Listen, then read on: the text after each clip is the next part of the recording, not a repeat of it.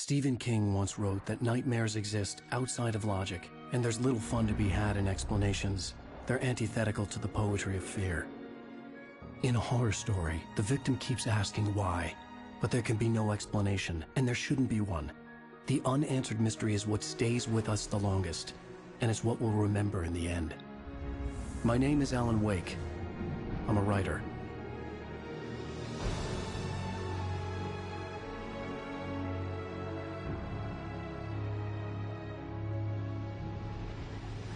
I've always had a vivid imagination, but this dream unsettled me. It was wild and dark and weird, even by my standards. So yes, it began with a dream. Following a typical nightmare pattern, I was late, desperately trying to reach my destination, a lighthouse. For some urgent reason, I couldn't remember. I'd been driving too fast down a coastal road to get there.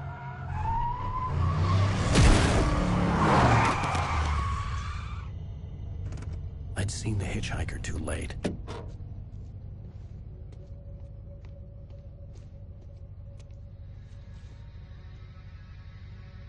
He was dead. I was convinced they'd put me in jail and I would never see Alice again.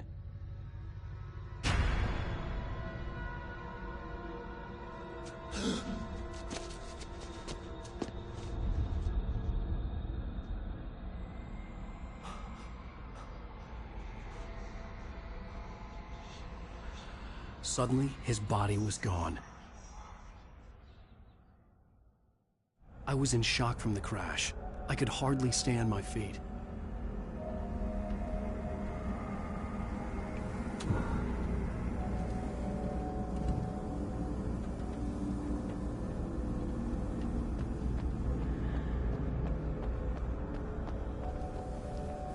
The radiator had broken when I hit the hitchhiker. The car wasn't going anywhere.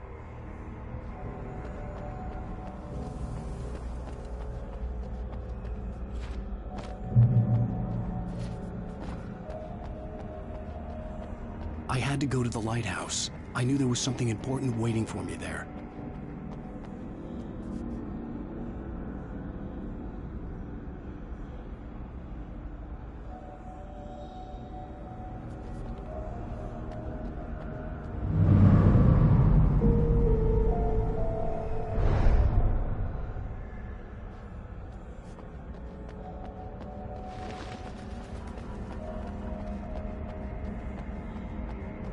The bridge had collapsed.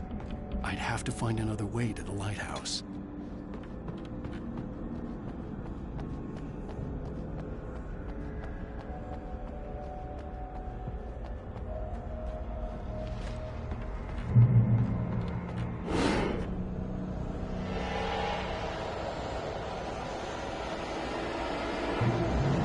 You don't even recognize me, do you, Ryder? You think you're God?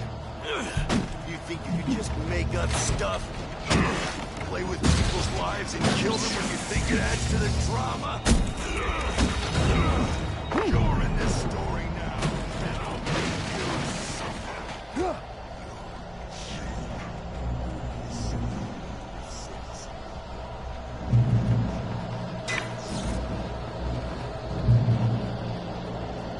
You missed your deadline! Damn.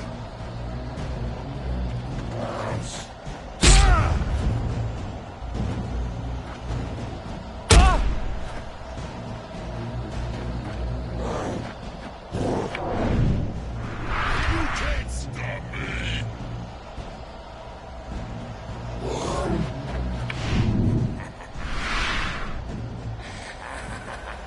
I realized that the hitchhiker was a character from the story I'd been working on.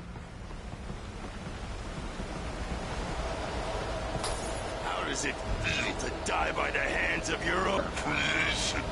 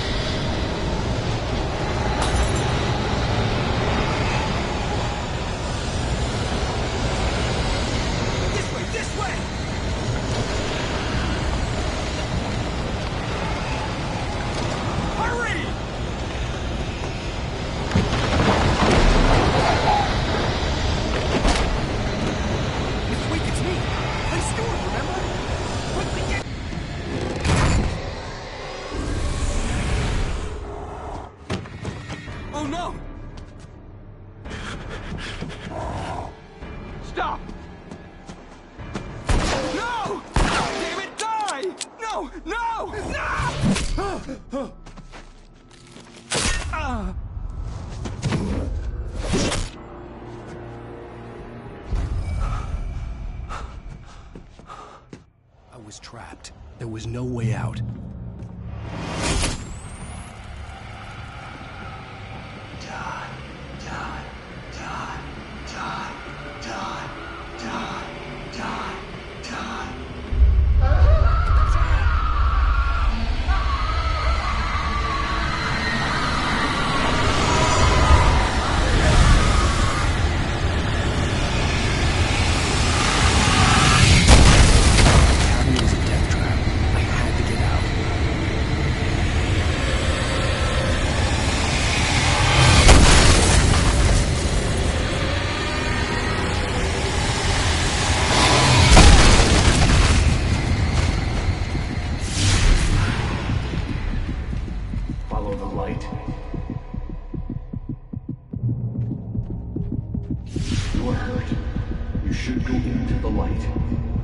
Safe there.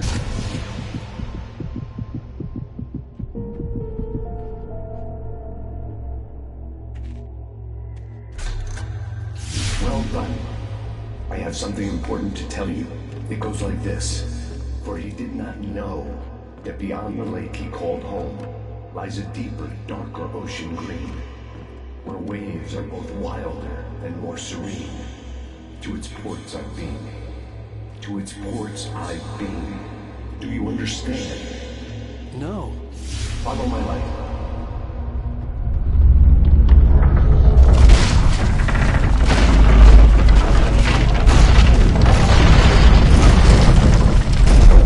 I entered your dream to teach you. The darkness is dangerous. It's sleeping now. When it feels you coming, it will wake up. There's no...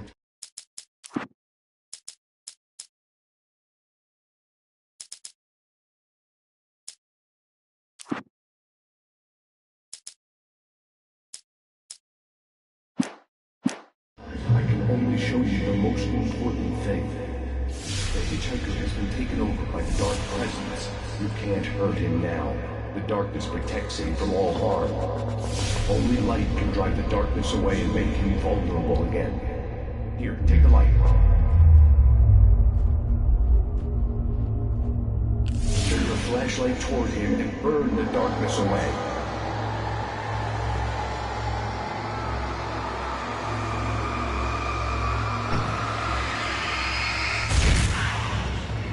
You did it. Now the darkness no longer protects him, but it's still inside, controlling him. He can't be saved. He's still a threat. He is still your enemy. Here, take the gun.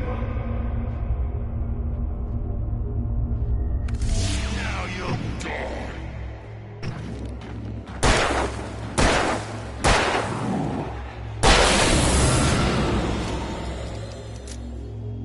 Good. You've done well. Remember what I've taught you. That is all. I will give you back your dream now.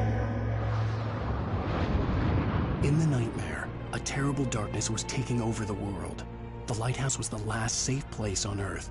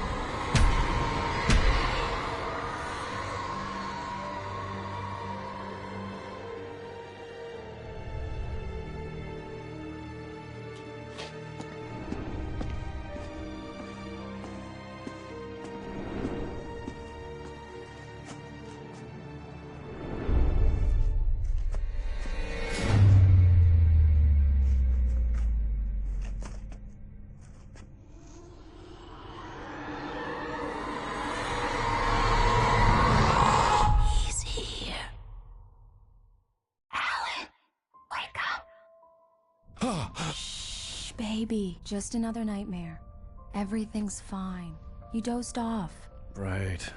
Anything more than dozed off would be news for everyone. Cheer up, handsome. We're here.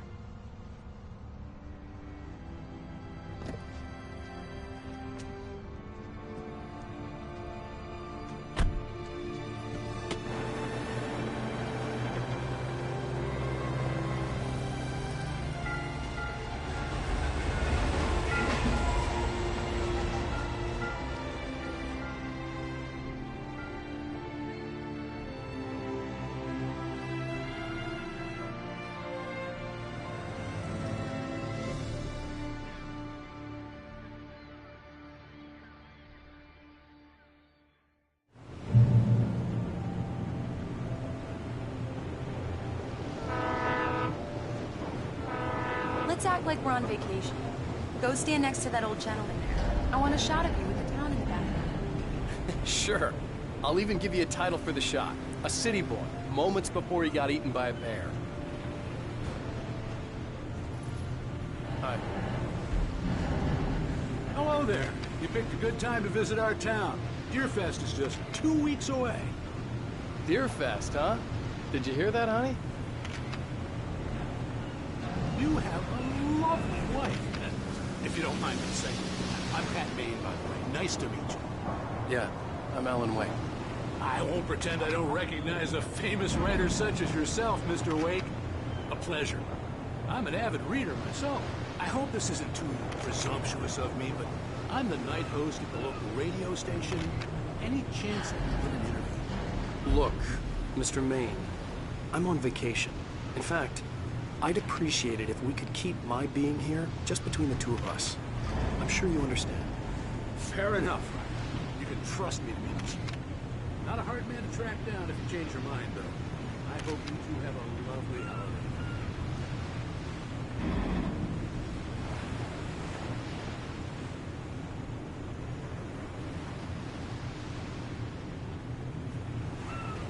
Very nice. I got a couple of really good ones. And I see you made a friend. That's cute. Right. Yeah? Hey, bestseller, how's my favorite writer? Are you there yet? Barry. Yeah, we just got it. Are the locals giving you trouble? Just say the word and I'll hop on a plane and come make sure that you're left alone, Al. No, Barry, we're fine. Great, great. Just want to make sure you can relax and recharge. So, how is the place? Has it gotten your creative juices flowing? Barry, we're just settling in. Okay, Al. I'll call back later to make sure you're doing okay. And you call me if there's a problem, okay? Okay. Just looking out for you, buddy. Talk to you later. I love you too, Barry. You know he's going to be calling you every 5 minutes. Barry is Barry. I can always turn off the phone. What did I tell you? Text message from Barry. He says hi to you too. Alan, we're here. Come on, let's get back to the car.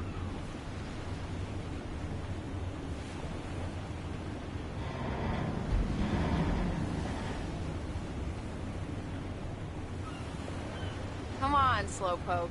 You get the full service here. I've made all the arrangements. I drive the car. I'll even carry the bags. All you have to do is drag your cute butt into the car and enjoy the ride. Yeah. We need to stop at the local diner to get the cabin key from the landlord, a Mr. Carl Stuckey. He's waiting for us. I'll go fill her up while you get the key. I'll pick you up here in, say, 15 minutes? Sure. Alan, thank you for coming here with me. I love you too. Go on. I'll promise to behave.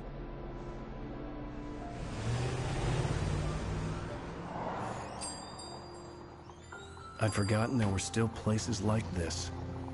Towns where everybody knew everybody. Welcome to the Oh Dear Diner. Hi, I was wondering if you could help me. I'm looking for... Mr. Wake. Alan Wake. Oh, God! I am your biggest fan. I know people say that all the time, but I really am. I'm glad to hear that.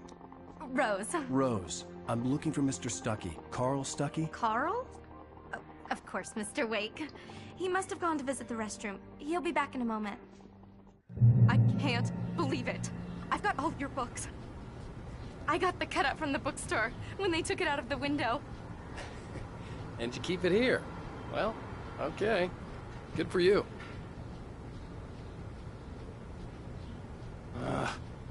Right. Try the coffee. So much for a quiet Just don't vacation. blame me when you fall in love, because it'll break your heart when you have to leave. Rusty here is no longer human. Nothing but black coffee under a thin layer of skin. Yeah, Do that me a makes favor, Sonny. I could really use a tune right now. Coconut, number 6 in the jukebox. I'd do it myself, but both of my legs have gone to sleep. Bad circulation. Yeah. Are you serious? Coconut again? You disgust me. Call yourself a rocker. Unbelievable. Ha!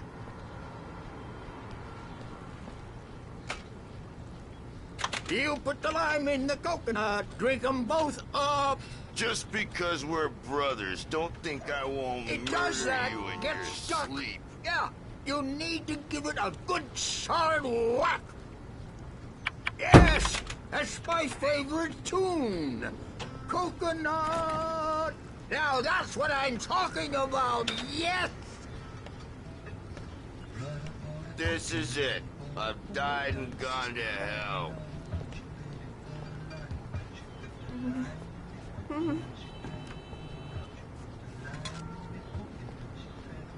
Don't go in there, young man. You can hurt yourself in the dark. I think I can handle it, ma'am. I didn't want to wait. I wanted to find Stucky, to get the key and get out as soon as possible. The waitress was giving me a headache. Overeager fans always did.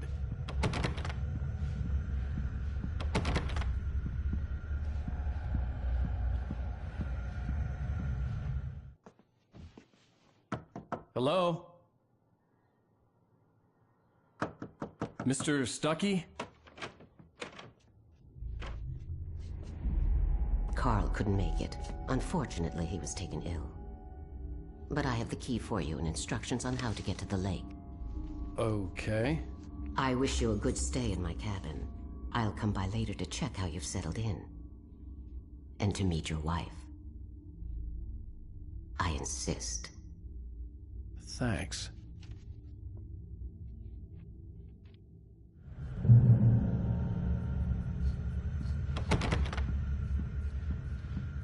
Cauldron Lake is a special place. Very inspiring.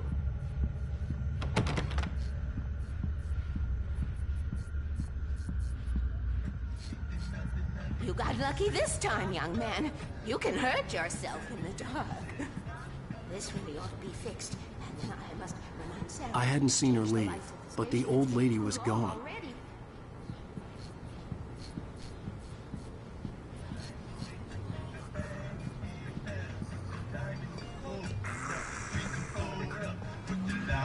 Even that sounds better than your singing. Are you all right?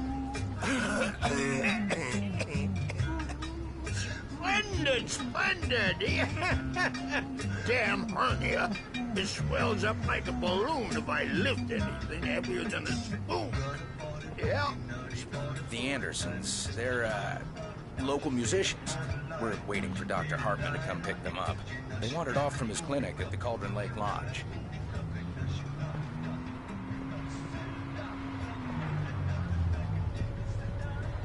Bye, Mr. Wake. Mission accomplished. The key and the directions. My hero. I got some flashlights, just in case. Hey, wait! Mrs. Wake! Your keys!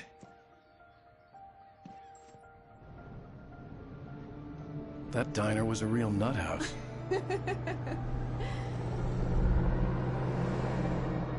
Can you believe this place? This would make a wonderful setting for a book. We're supposed to be on vacation, Alice. I'll figure it out when we get back home. Okay?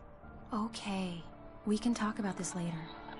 Batman here on KBFF. I didn't want to talk about it. I wanted to bury my head in sand. Here's another one of my favorites to go with it. Once upon a time, I was a successful writer, but that was a long time ago. I hadn't been able to write a word in 2 years, not since my last book. And now the weather. It's gonna be a clear night, so you folks from the big city might want to look up every once in a while, see those stars winking down at you. It gets pretty dark out here, but they'll light your way.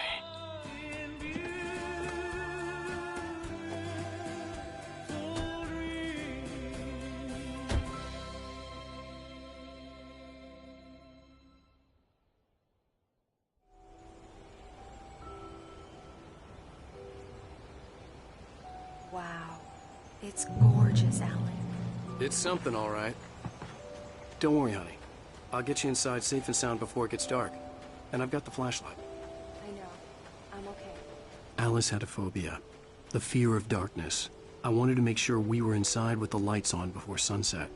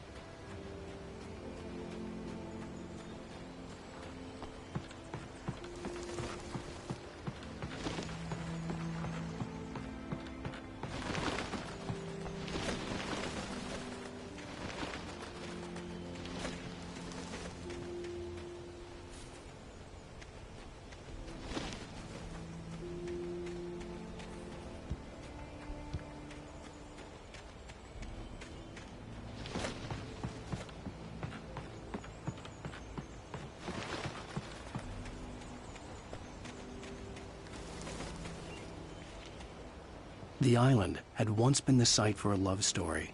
Maybe it would be that again. An old generator had been connected to the power cable.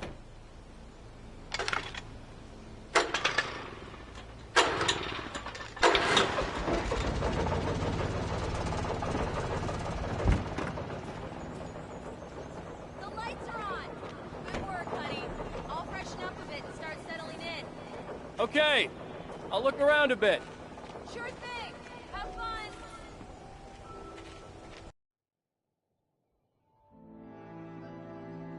It was a beautiful place. I told myself I could rest here, sleep here, and forget about my work.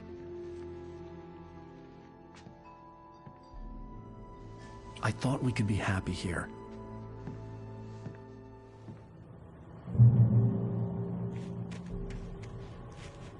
Alice had told me about Cauldron Lake Lodge.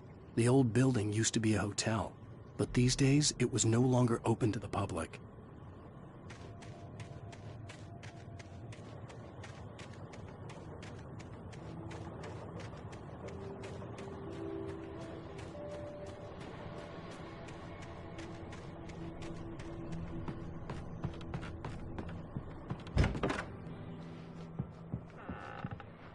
Alice?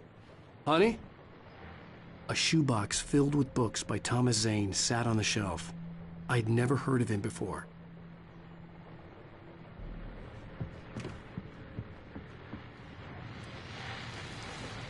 The Deerfest guests have already started to arrive. Just ran into one on the ferry. A famous artist, no less, but we'll see if we can rope him into an interview later on. Now, let's go to the phones. Caller, you're on KBF-FM. Hi, Pat. It's Rose. Why, hello, Rose. What's on your mind? I know who that famous artist was. It was Alan Wake, wasn't it? He's my favorite writer. Well, Rose, I just saw him at the diner. The old door had played a trick on me. Alice wouldn't have come out in the dark.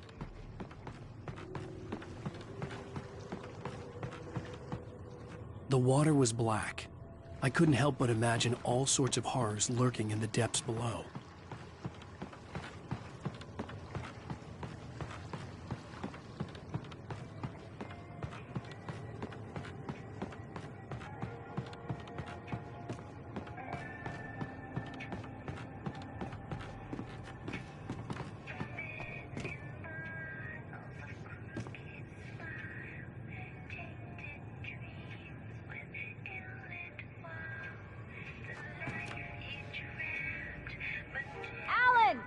Alan, where are you? Come inside, honey.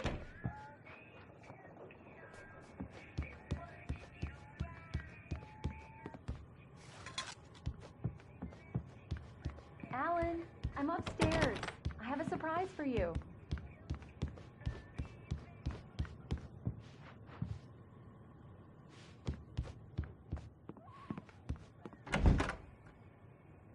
Surprise! Alice? What is this? I guess I have a small confession to make.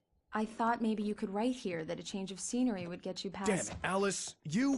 Everyone keeps— Hey, just hear me out! There's a local doctor, Dr. Hartman. I read a book of his. He has a private clinic here.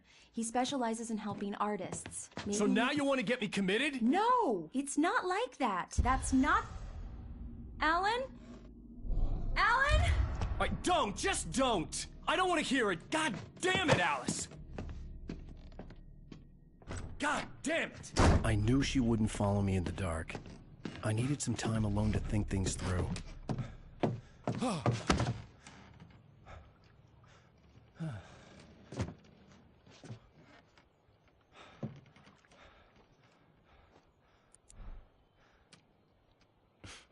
Damn it.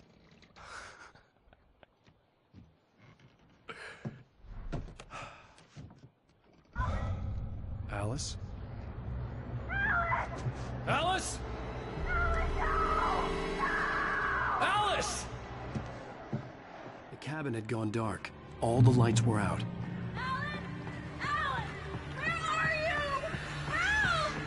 Alice, I'm coming! It's all right, I'm coming! What the hell?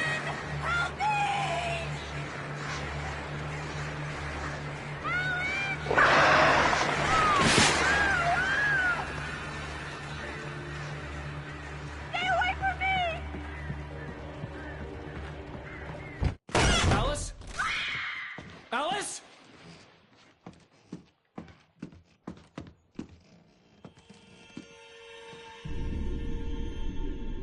Oh no!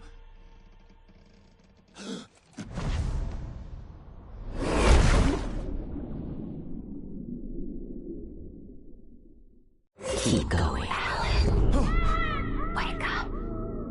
Alice?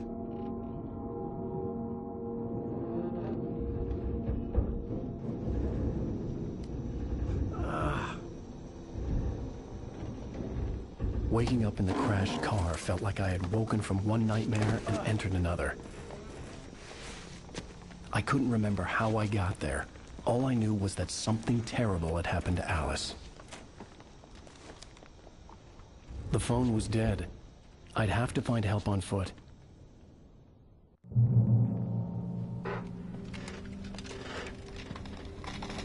Among Alice's things was a book, The Creator's Dilemma, by a Dr. Emil Hartman.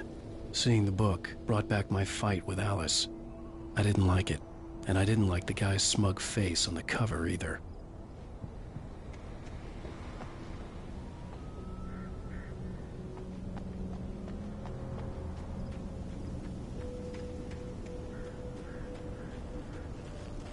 The gas station was my best bet. They'd have a phone I could use.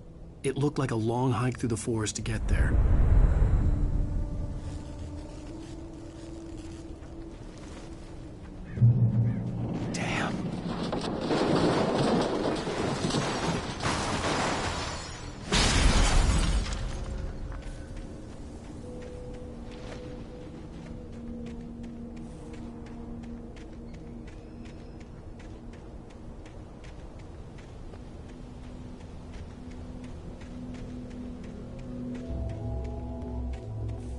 Hello?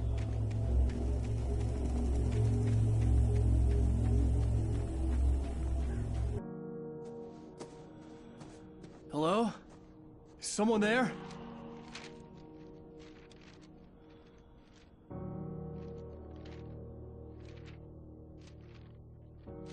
The loose sheets of paper were pages from a manuscript entitled Departure. That was the name I planned to use for the next novel I had never gotten started. I was named the author. I hadn't written it. I couldn't remember writing it. In the scene on the page, the hero was attacked by an axe murderer in the woods at night.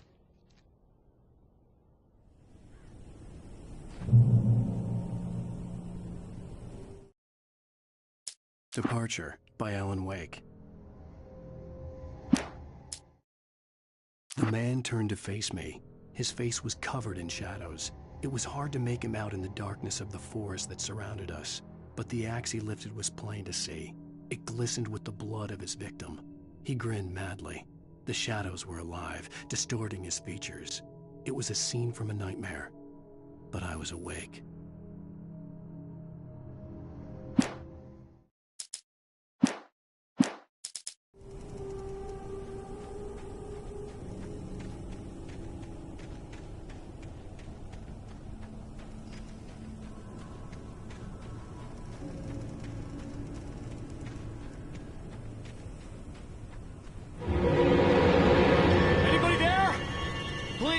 I've been in an accident!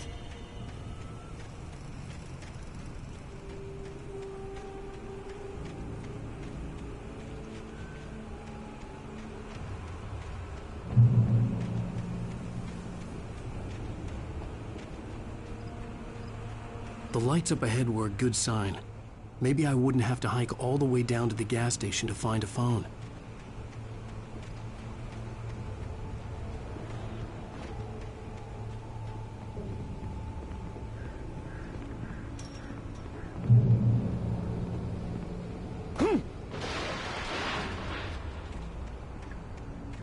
Anybody there? Please, I've been in an Hey! Hey, you! Phil! There's been an accident. I need help. Listen, I need to... Premium cabins for rent in... Nightfall! Oh, hell. Carl Stuckey. Pleased to meet you. Non-refundable reservation deposit required. Fair and square. Fair and square. Carl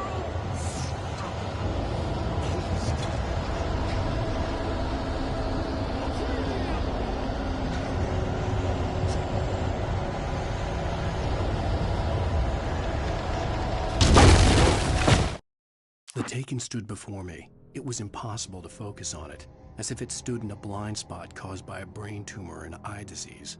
It was bleeding shadows like ink underwater, like a cloud of blood from a shark bite. I was terrified. I squeezed the flashlight like my life depended on it, willing it to stop coming any closer. Suddenly something gave, and the light seemed to shine brighter.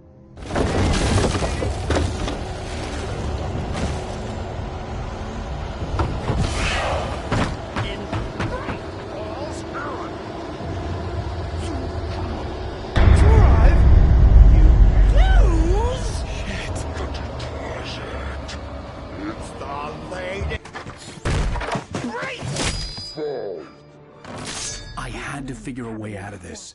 Any second now, and Stuckey would be knocking on the door with his axe like Nicholson in The Shining.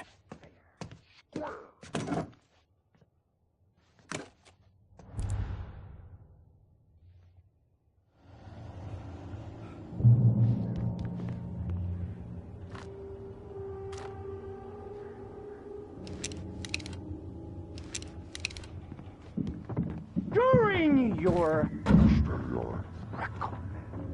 trying it's the latest thing. Yes. Bright Falls Sheriff Station. How may I... Roman! Hello? Hello? One stone! The spirit.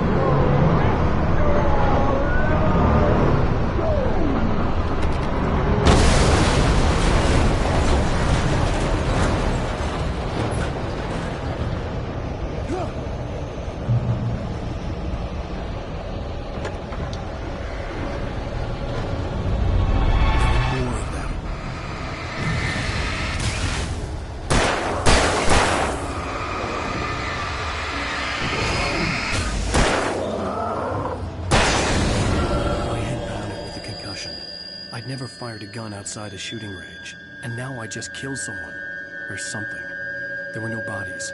They just disappeared. If I was dreaming, it felt real enough to make me sick.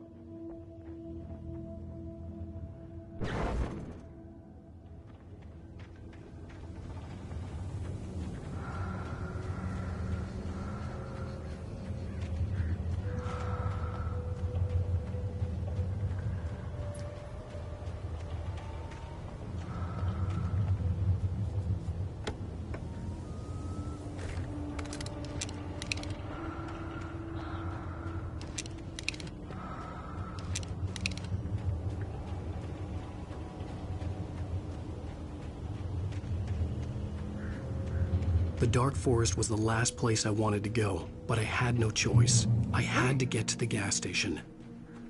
It's rabbit season!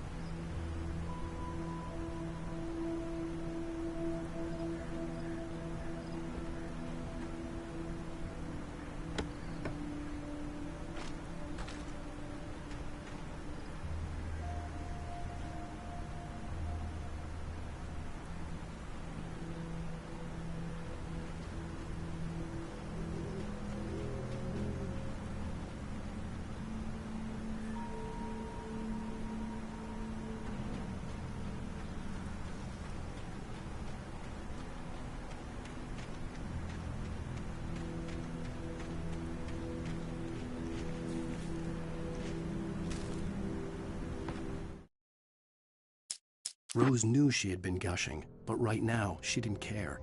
As far as she was concerned, her brief meeting with Alan Wake was literally the high point of her life. She watched as he got in the car with his wife. She was pretty, confident, at ease with Wake. Not like Rose. They were perfect for each other. She'd have given anything to be called their friend.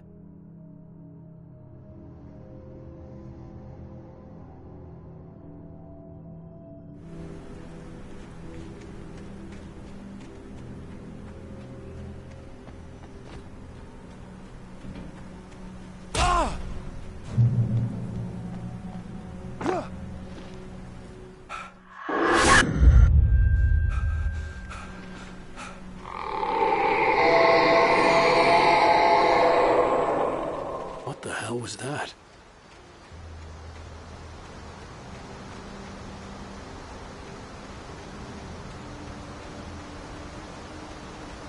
When I saw the river below, something uncoiled itself inside my head. I realized that I'd have to find a way across. I didn't even want to look at the water.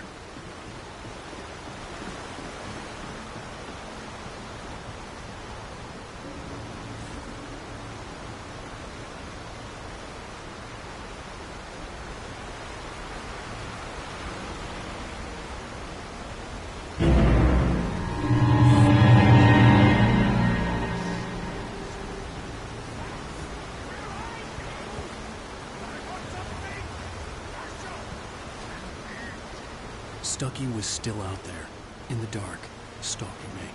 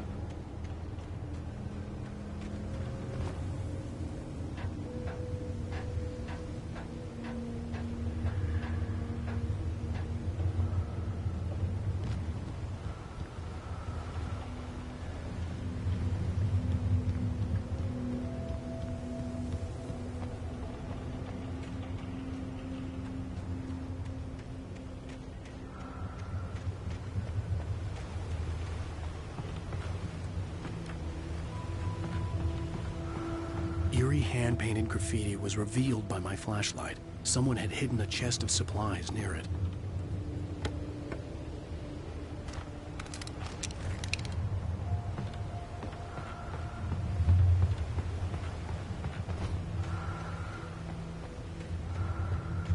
Taken. They're taken.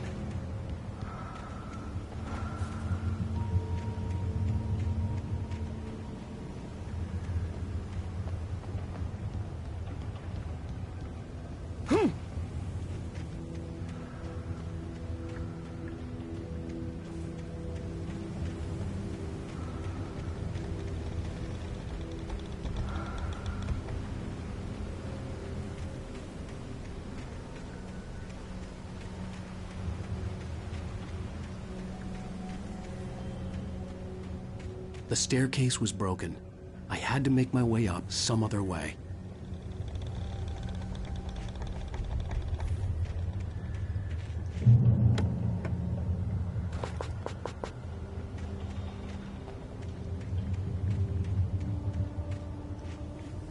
There was no power.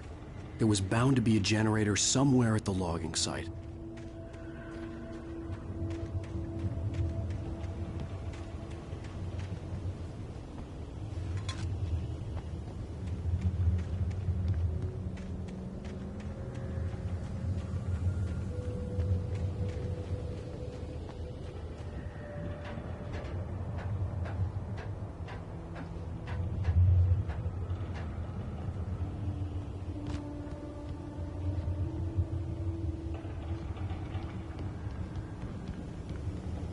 With all this forestry equipment around, there had to be something I could use to reach the top.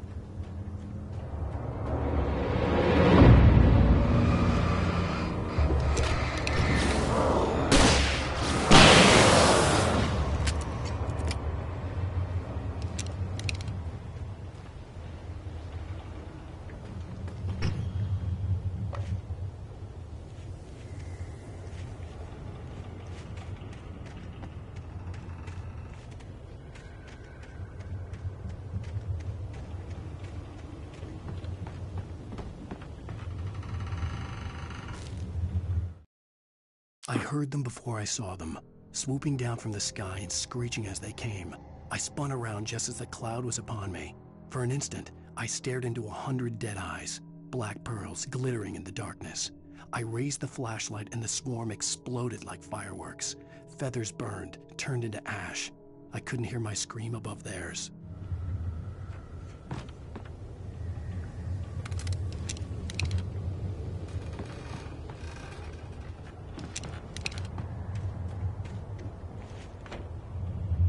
With all this forestry equipment around, there had to be something I could use to reach the top.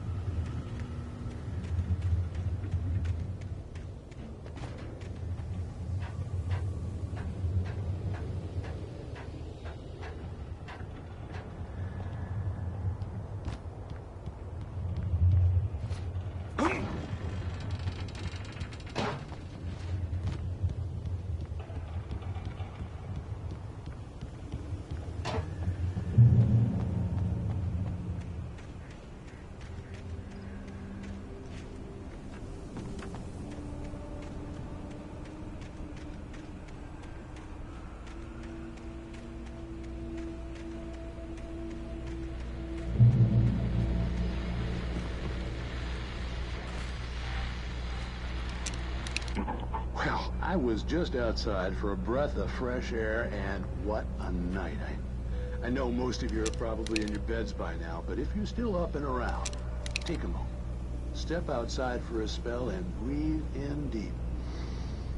The weather's absolutely still. The sky is crystal clear. It's like the forest is quietly breathing along with you.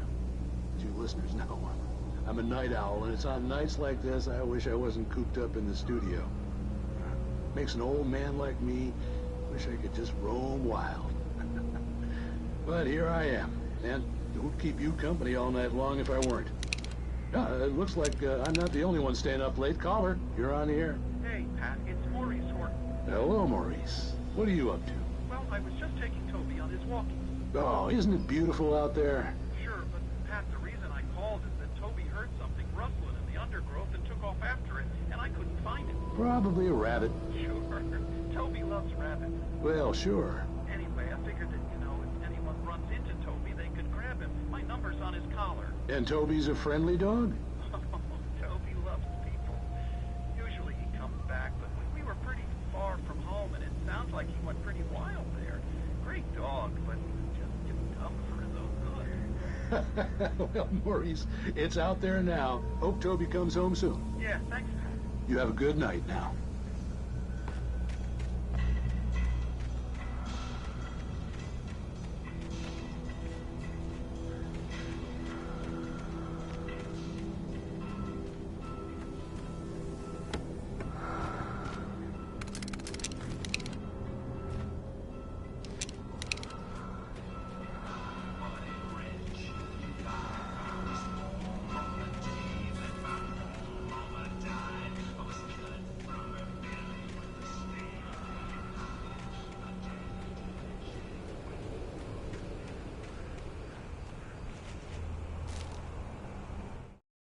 At first, I kept finding the pages as if by accident. The book I couldn't remember was either a terrible and true prophecy or an act of creation that had rewritten the world. I began to hunt the pages feverishly, for they held the answer to the mystery. With it, I could save myself. With it,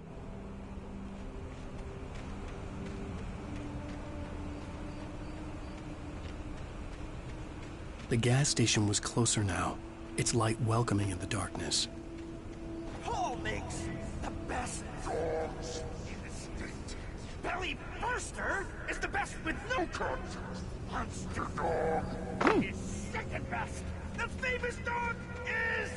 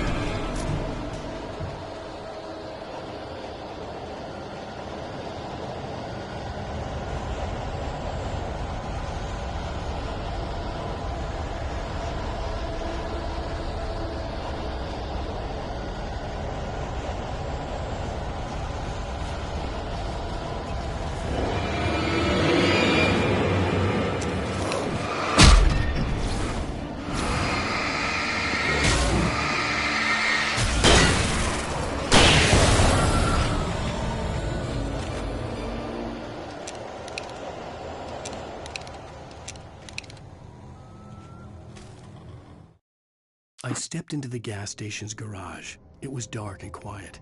The place was a mess. It looked like someone trashed the place or that there'd been some kind of fight. Light spilled into the room through an open door at the back, and I made my way toward it. Without any warning, I was blinded by a bright light. An old portable TV on the shelf had come alive by itself. Impossibly, I could see myself on the screen, talking like a madman.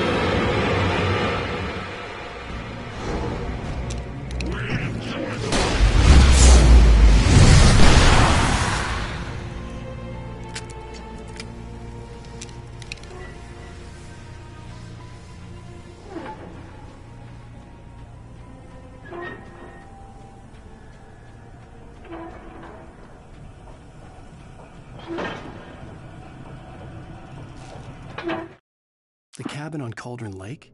She asked. The sheriff looked at me suspiciously. The early morning light flooded through the office windows. I would probably never have gotten out of the woods alive without her help, but I couldn't tell her the truth of what I'd faced the previous night.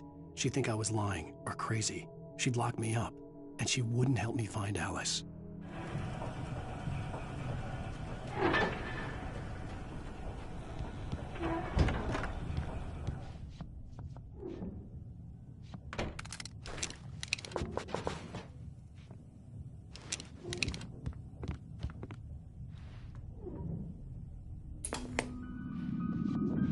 Science. It bestows immortality on those who advance it to elevate all of mankind. Newton, Einstein, Sagan, princes among men. But the price for such a legacy is steep indeed. In Night Springs. Tonight's episode, a quantum suicide. If our lives are already written, it would take a courageous man to change the script. Having called a press conference, Dr. Barclay Colvin is about to demonstrate that very courage. Ladies and gentlemen of the press, I am Dr. Barclay Colvin, and I'm glad so many of you could join me here at the Moorcock Institute. Tonight, I'm going to give a practical demonstration of the many worlds interpretation. As you can see, this is a loaded 9mm pistol. It shall be part of a thought experiment. And now, a real experiment, known as a quantum suicide. Did he say suicide? Is that a real gun? He's kidding, right? Please, stay calm. There is no risk. Observe what occurs when I place the weapon against my own forehead. Now, you might think this round is merely a dud. Not so. Observe the flower pot. And yet, I myself cannot be harmed with this gun. With each pull of the trigger, 2 new realities branch off. One in which the weapon didn't fire, and one where it did. With my machine here, I have ensured that this reality is always the former. I have bestowed upon myself quantum immortality. Under no circumstances can this gun kill me. So wait. What you're saying is that every time you pull the trigger, in another reality, you die? Yes, of course, but that's completely trivial. There's an infinite number of things that could happen at any moment, and they always do happen somewhere. The point is, this one thing did not happen here. Could have left the crate unopened, the decaying atom unobserved. Curiosity often kills the cat. Night Springs.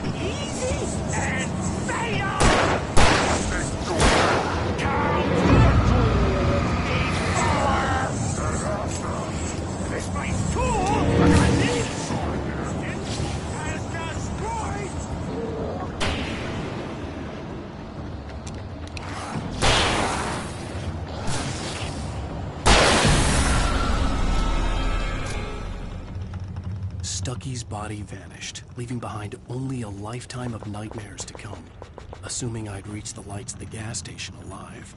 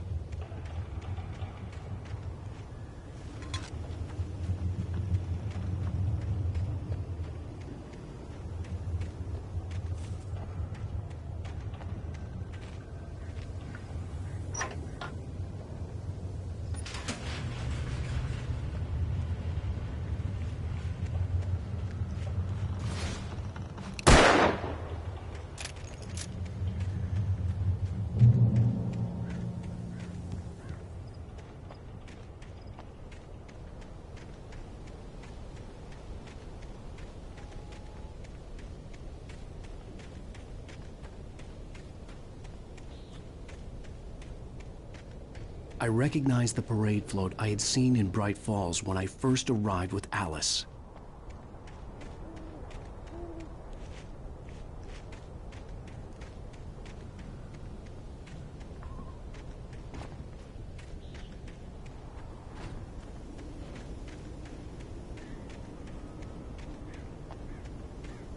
After the insanity I had just experienced in the darkness, the lights of the gas station felt comforting, at least for a moment.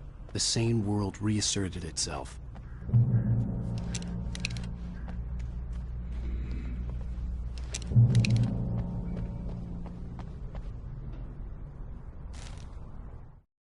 Stucky spat on the garage floor and tried to shake the cobwebs from his head. Ever since the couple never showed to pick up the keys, things had been fuzzy. Something, a feeling caught his attention. Stucky looked up and stared as his brain tried in vain to process the horror before him. He stumbled back, knocking over a can of oil. A black pool spread across the floor while he struggled for a brief moment, then let go as the unrelenting darkness engulfed him. The Deer Fest had been 2 weeks away when we arrived. If the day count on the banner was right, I was missing a whole week between the night we got here and now. The garage was a mess. It looked like someone had trashed the place, or that there'd been some kind of fight. Outside the cabin, outside the story, there's only darkness. I can feel her presence in the dark. Just now, I could smell her perfume in the room. I'll reach her, I'll fix it up. I'll bring her back. The story will come true. If I stop, she's lost. I don't believe this. It'd been me on the TV, talking crazy. Was I losing my mind?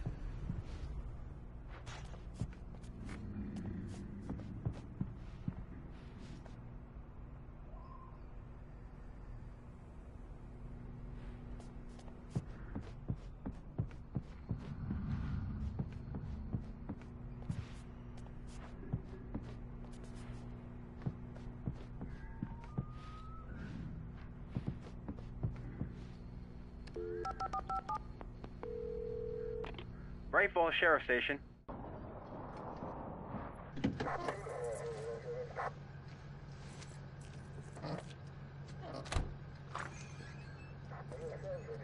Oh, thank God, Sheriff. Sheriff Sarah Breaker. You are... I'm Alan Wake, but listen. I was in a car crash. My wife, Alice, she's missing. Calm down, Mr. Wake. We were staying in a cabin on the island, on Cauldron Lake. There's no island on Cauldron Lake. Not since the big eruption in the 70s. Please, I can take you there, okay? You look like you've taken a pretty bad knock to the head. Are you okay? Listen. We'll figure this out.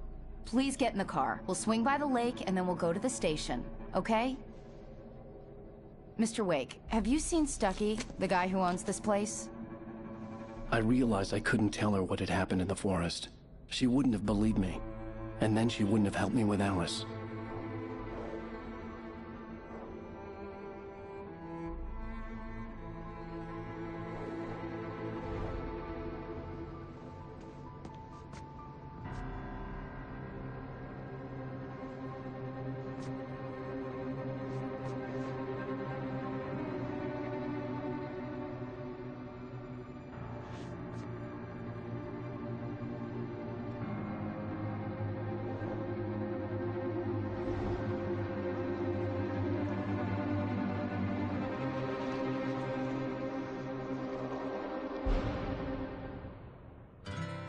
Candy-colored clown they call the Sandman tiptoes to my room every night, and just a sprinkle of stardust and a whisper, go to sleep, everything is all right.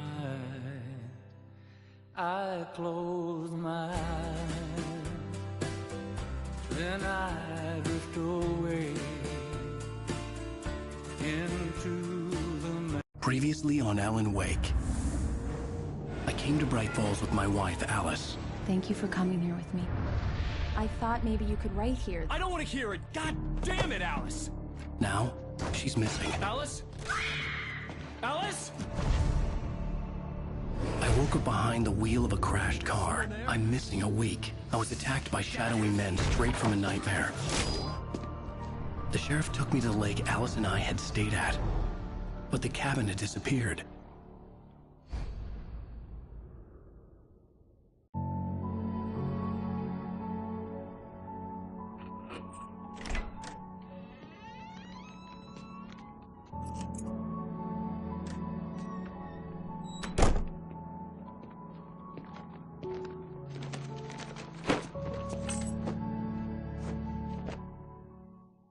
Honey, I'm home.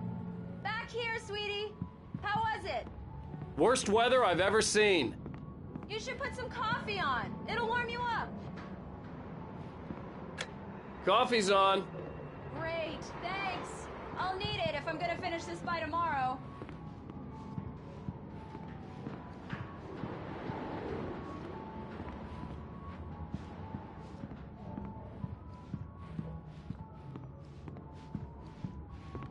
Oh, hey, I just finished those cover mock-ups. They're on your desk. Tell me what you think. No kidding. I didn't think you'd get them done this quickly.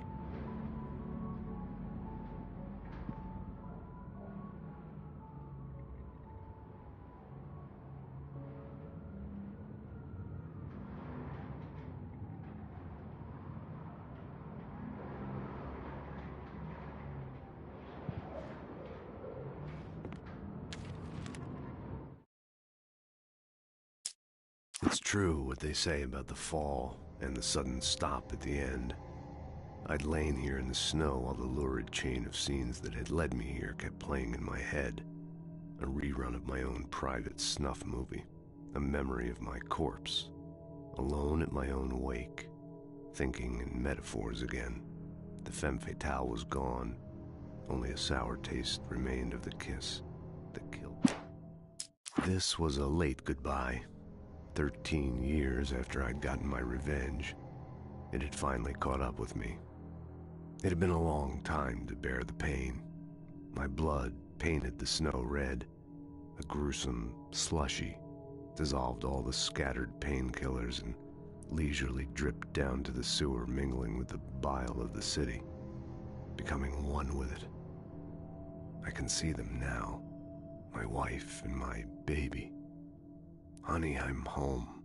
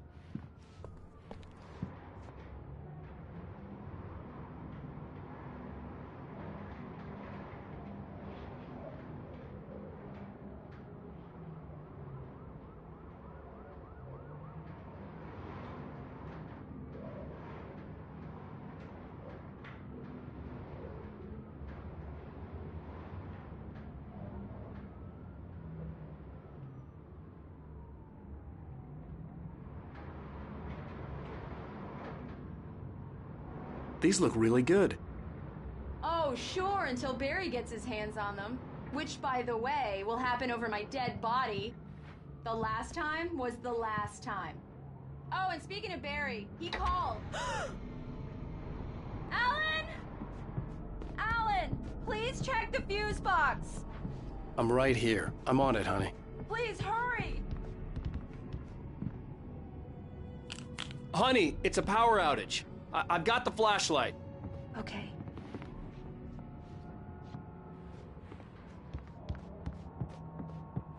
Hi. You okay? I'm sorry. It just really spooked me. Don't worry. We'll just break out the candles. I know it's stupid, but it's just... especially when I'm not prepared for it, you know? It gets to me. I love you. Tell me a story, writer. Okay. I used to have these nightmares when I was a kid. The dark really spooked me, too. When it got really bad, my mom gave me this old light switch. She called it the clicker. The clicker, huh? Yeah. If I ever got scared of the dark, I could just flip the switch and a magic light would scare the monsters away. Oh, sure. Here it is. Alan. Maybe it'll help you, too. Yeah, nice story, writer boy. You made that up right now, didn't you? No. Seriously. I love you, even if you are a liar. Thanks for this.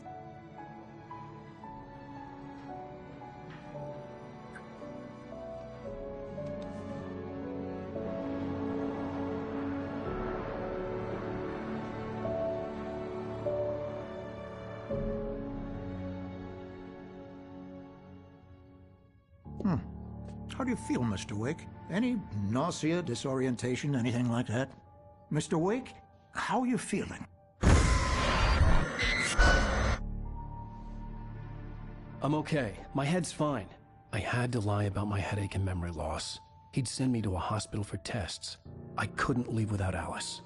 Very well. I don't think you have a concussion, but you've obviously been through quite a shock. You should take it easy for a couple of days. Thanks. Well then, Mr. Wake, we're done here. If the pain gets any worse or you experience any other symptoms, you should come see me. I'll let you get on with it then. Sarah, Sheriff Breaker, is waiting for you. She's very good at her job. I'm sure she can locate your wife in no time. Doc Nelson was the image of a small-town doctor. Sheriff Breaker had called him to the station to take a look at the cut in my head.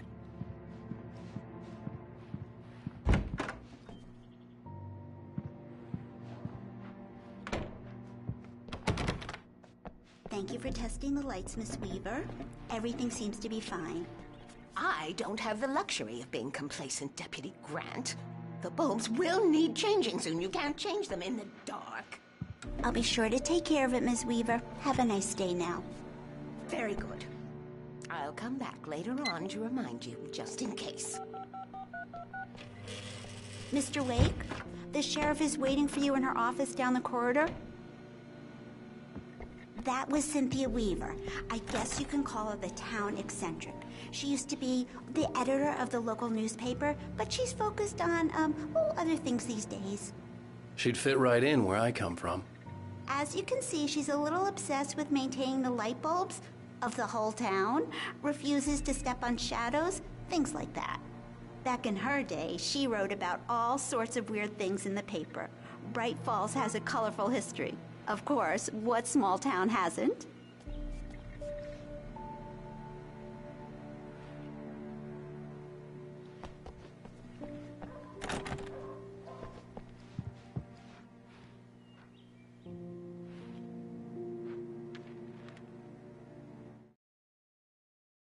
Alice looked through the viewfinder, lining up the shot. Cauldron Lake was breathtaking. Something caught her eye. A figure standing in the shadows behind the cabin, like a thin woman in a black dress. She lowered the camera and looked again. No one there. Just a collection of bushes that looked vaguely human-shaped. She shook her head and laughed.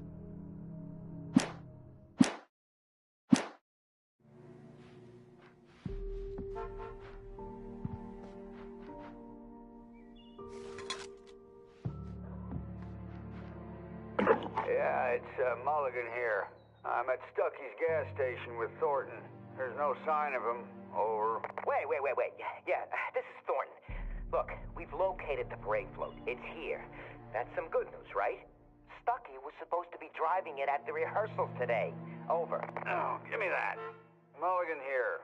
Looks like someone really thrashed the garage. Over. Okay, roger that, guys. Keep looking for Stucky. Jane's out.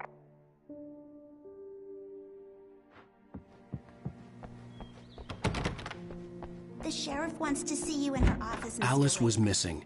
I needed help to find her. I wasn't ready to leave.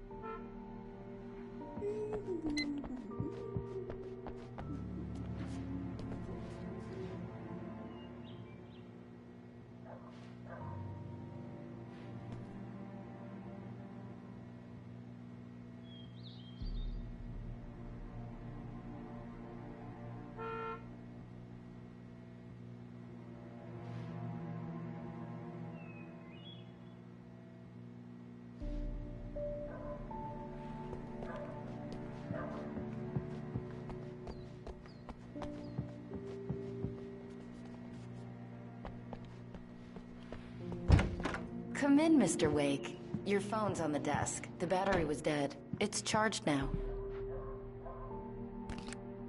Have you started looking for my wife yet? My men are already on it. Now, can you tell me what happened? I'm not sure. I can't remember. We were arguing. I walked out of the cabin. The cabin on Cauldron Lake? How did you end up at Stucky's gas station? I wanted to tell her what had happened last night, but I couldn't. She'd lock me up. Excuse me. I need to take this. Hello? Alan, please help me. Alice? Stop talking to the law. You'll do exactly what I say if you ever want to see your wife. Who is this? Go to the back lot. There's a hole in the fence on the left. Look inside the junker. I left a little something there to convince you we're all on the same page here. After you ditch the cops, you're gonna meet me in Elderwood National Park. There's a spot called Lover's Mr. Wade, Peak. can I help you with anything? Midnight. Don't do nothing stupid, pal. We're watching you. I need to get some air. The sheriff said I could go out back. Hey, mister! You can Hey, go can you through the turn the corridor. lights on? The deputies, they don't understand. They won't listen to me. I need it to be bright in here. Thank you, man, thank you. Hey, you're all right. You're a good guy. Don't let anybody tell you different. You know, I shouldn't even be in here. The cops, they got it all wrong. See, sure, I beat him up, but I wasn't drunk. I mean, I wasn't drunk at the time. I only got drunk afterward. Okay, listen, you gotta listen carefully now. Here's the kicker. That wasn't Danny. No, sir. It only looked like him. You wanna know who it really was? I'll tell you who it really was. It was a goddamn space alien! I know it sounds like something a drunk would say, but believe me, I wasn't drunk then.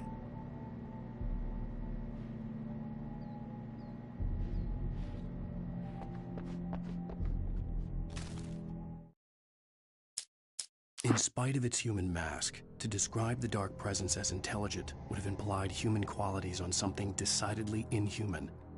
Nonetheless, it found the one spot in the diner that was dark enough. Some light spilled into the corridor, ravaging it. But it took the pain. Horrible as it was, the writer would soon fix that. He would be coming to the one place where it still had power. I told him, oh yeah, well, I don't hear where on your feet. The early morning light hurt my eyes and made my head ache. The man on the phone had said, go through the fence on the left. Well, folks, it's been another long night, and it's about time for me to sign off for a while. God knows I need my beauty sleep. Just one more item before I go. It's been a busy night for the Sheriff's Department. We've had a few broken windows, even a report of shots fired on Main Street.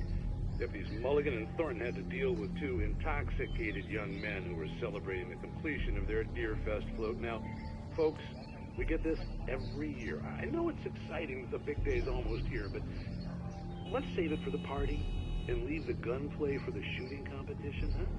There's no point in getting all worked up yet.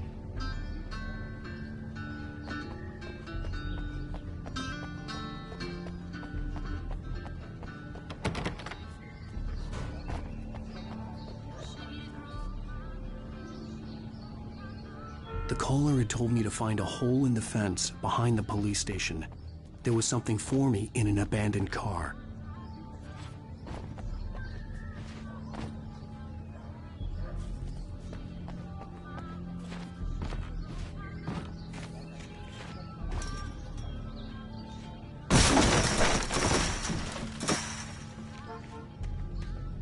Alice's driver's license had been placed on the front seat. The caller meant business. Barry? Ow! Ow! Thank God! Where the hell have you been? I've been trying to reach you for a week, you and Alice. Oh, I've been worried sick. I flew out yesterday. I'm here in Bright Falls. Barry, listen to me. I'm at the sheriff's station.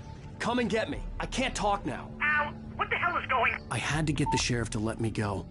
I needed to get to Elderwood National Park to meet Alice's kidnappers.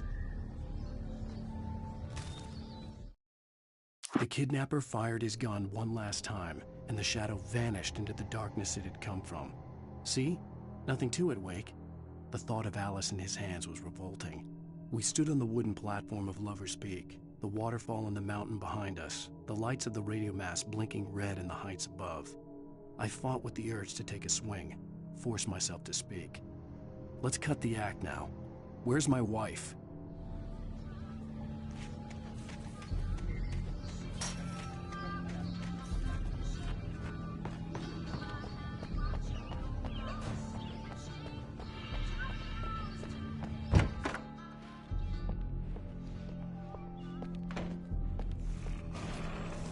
A writer is a light that reveals the world of his story from darkness, shapes it from nothingness. The way a sculptor carves a statue from a block of granite. If I stop, the world I'm making dies. Darkness will reclaim it. It's a long, hard journey into the dark. Alice's life is at stake, but I can't think about that, or I'll lose it. The dread lingers at the edge of perception. I'll push on. Anything is possible here. I'll write the story. I'll save her.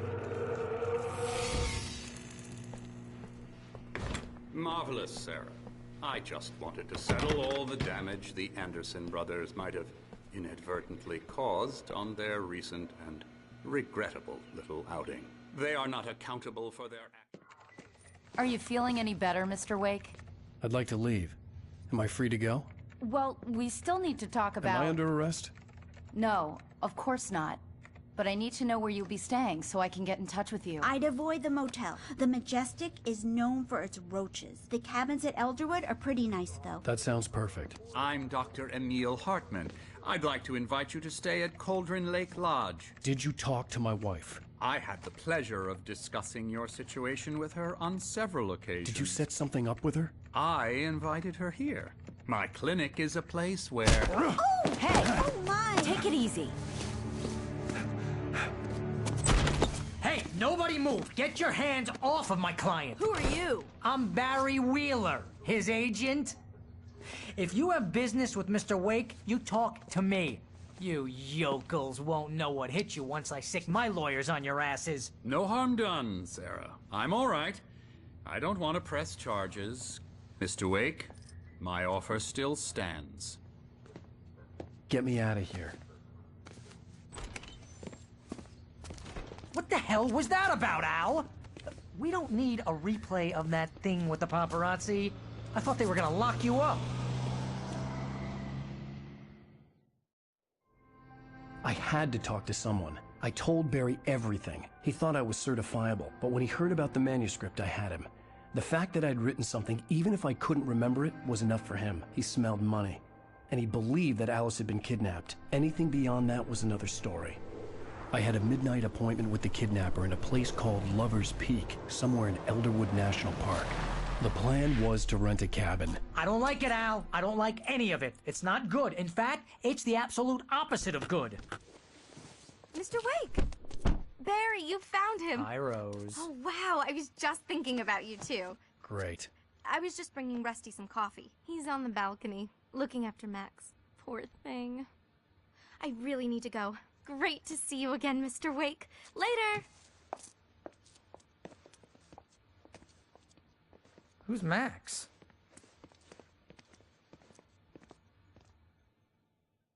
What an airhead. Jeez, Mr. Takes a swing at everybody. This is not her fault. She's a very nice girl and, more importantly, a fan.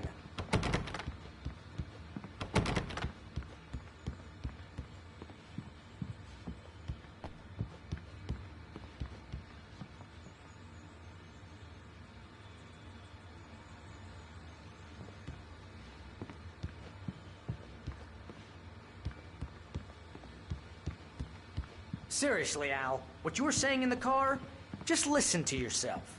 What, you shot a guy and his body just disappeared? Wait here. Easy there, boy. I'm almost done. Hey, Rusty, right? You rent cabins. Oh, Mr. Wake. I'd shake your hand, but mine are kind of full here. Actually, I'm sorry about this. Would you mind grabbing the registration form from the desk? It's just across from Bucktooth Charlie. Okay, sure. What happened? Crazy poachers. Max here got his... When was the last time you slept? What, are you high? Have you been drinking? No! Look, Barry, I'm missing a week, and someone's got Alice. Do you and understand everything's just... what it sounds like when you say stuff like that? Don't get me wrong, it's a good story, could be a bestseller. But when you start confusing fiction with reality, you're buying yourself a ticket to the funny farm. Seriously, Al, you can't just go and meet a kidnapper. Those situations always end up in disaster. You gotta talk to the cops. She's my wife, and it's my call. Can we talk about this later? No. This whole thing... Listen, you hit your head. I mean, geez, Al, come on. You gotta understand how crazy all this sounds. If you're trying to pull a joke on me, freak me out, it's working. Ha ha, let's have a laugh on Barry. Well, you had me going there real funny, Al. You can quit it now.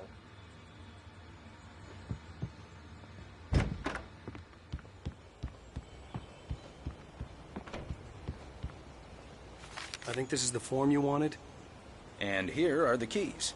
Okay, you're all set, Mr. Wake. Glad to have you staying here. Thanks.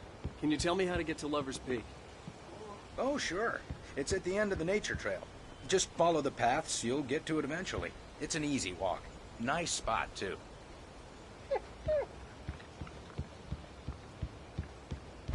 Look, Al, you're asking me to believe that you shot a dude who went poof into thin air, a guy who was bulletproof until you pointed a flashlight at him. You hear that from people who end up spending time in padded rooms, strapped to their beds, wearing white shirts with too long tangled up sleeves, and eating a healthy diet of pills. Al, you make cruel jokes about people who believe that kind of stuff. You're the skeptic. You gave me an hour-long lecture on homeopathy last month. What was it? If there's no proof, it's pure bullshit. Period. Guess the laugh's on me then. Al, come on! I mean, okay. Okay, maybe something weird happened to you, okay?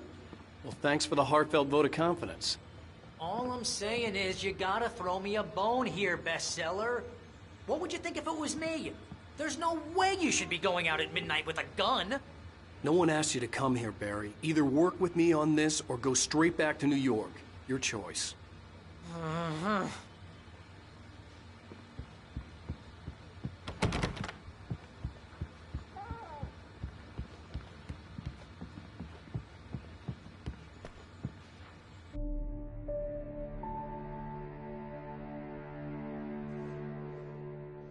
That's just crazy talk, Al. Al! Al? We should go to the sheriff or call the FBI. Damn it, Barry! They'll kill her! This is not a goddamn debate, Barry. I'm going to Lover's Peak. He said to come alone. Okay then. I understand. But you're my best friend and I'm worried that you're not right in the head. Tell me what to do to help and I'll do it. You stay here, and if I'm not back by morning, call the cavalry.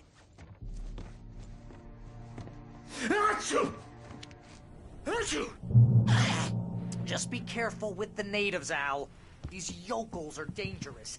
Everybody hates a tourist, or it'll be Deliverance all over again. Bless you. Oh, this place is trying to kill me. I'll bet there's mold in here, spores, poison ivy, God knows what. This is so not worth a 15% commission.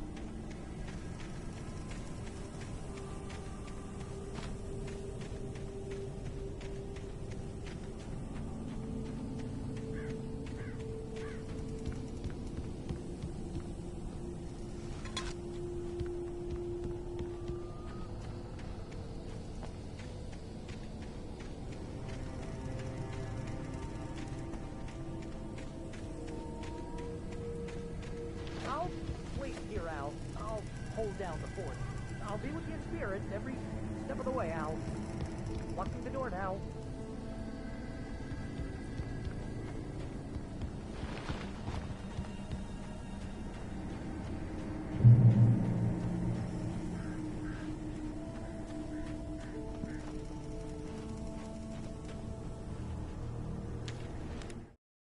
Barry had never gotten along with Alice, but he knew Alan loved her with an almost frightening intensity. And now something had happened to Alice. And here was Al armed with a gun and saying things people got put in padded cells for. It was as if his friend had experienced a massive psychotic episode and was now totally disconnected from reality. It scared the shit out of Barry. Barry had the keys to the car he rented. Wasn't a long walk to the visitor center, and it wouldn't be any use to me in the forest. I knew I should have gone to the cops. This wasn't the smartest thing I'd ever done, but I was still angry with Barry for trying to talk me out of it. These people had called me right in the sheriff's station. The cops wouldn't scare them, and they had Alice.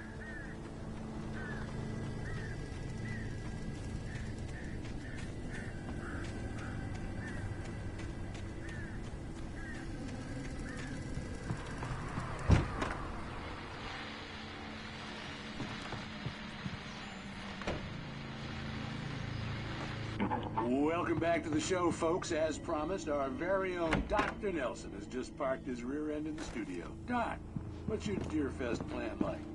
My plan? You make it sound a lot more organized than I ever seem to manage.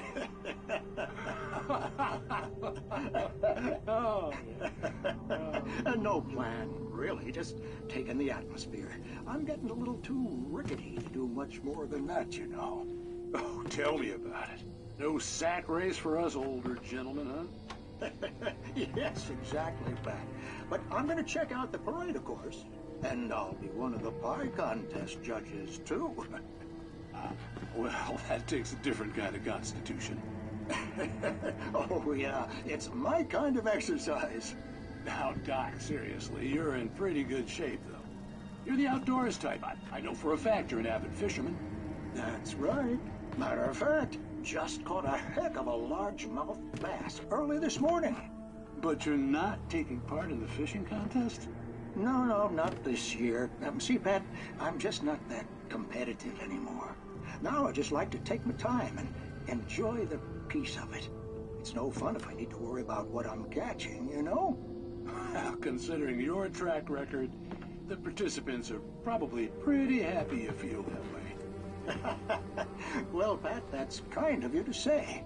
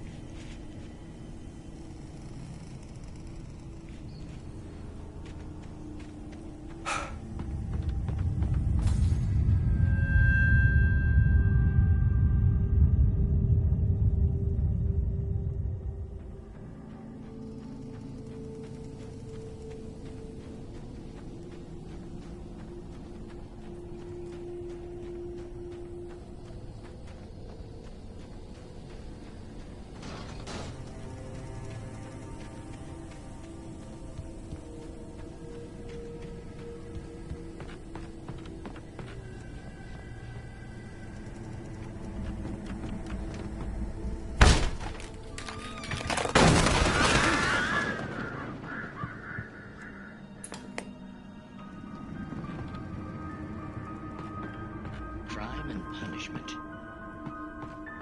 The cancer and cure of civilization.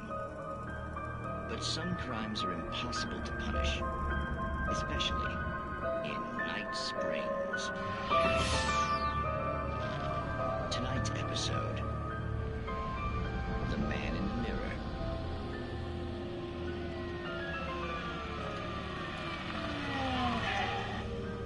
He's inside, Agent. He's a weird one. So, you're confessing to killing that guy, huh? Why? Had it coming? Yeah, but why would you do that? I mean, you're a nice guy. Normal. Took your kid to a soccer game. So how come at the game, you pick a guy and, quoting from the arresting officer's report here, assault the victim's head area repeatedly with the weapon of choice being a pair of bare fists? Wow, that sentence really flows, huh? maybe you're not the literary type. Okay, so you mess him up. But why? Who was that guy? We couldn't ID him. Why would a guy like you do him like that? I didn't like his face? Well, you must have hated it, because you really went to town there. I mean, there's no way to tell what he looked like. No ID on him either. That must be difficult. But then we ran the fingerprints. Got a match. Your prints. Identical. Huh, how about that? Your son said you were wearing a white shirt when you took him to the game. But the white shirt is on the dead guy.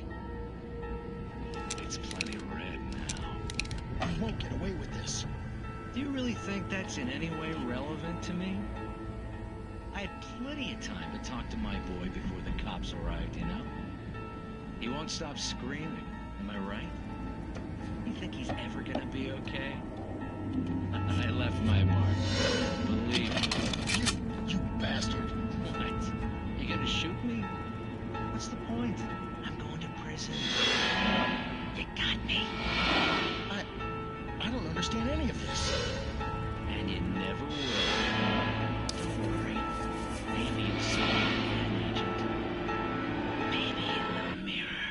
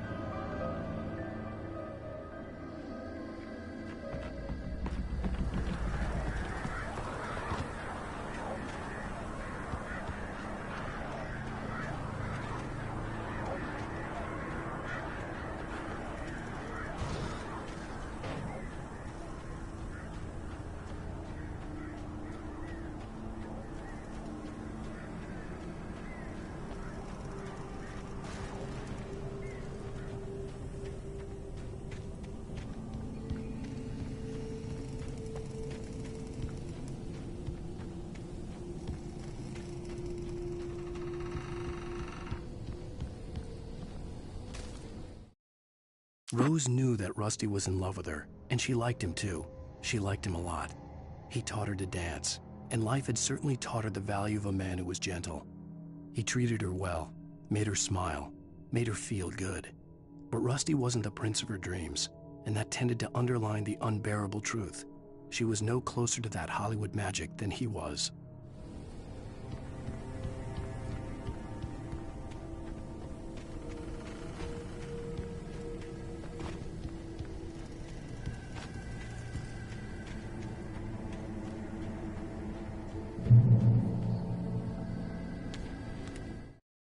The air in the visitor center was heavy with an awful smell, as if some rotten drowned thing had crawled up from its grave. Rusty kept coughing blood. My eyes were drawn to the twisted shape of his broken leg. The attack had been vicious. Max whined in his cage. Rusty's eyes were wild with fear and terror. He gasped. "Mr. Wake, it happened just the way it was on that page."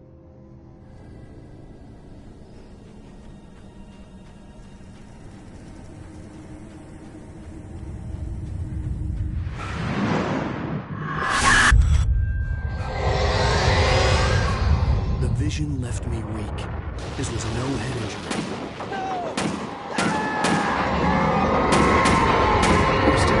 Damn. Rusty, hang on! I'm coming! Please, help me!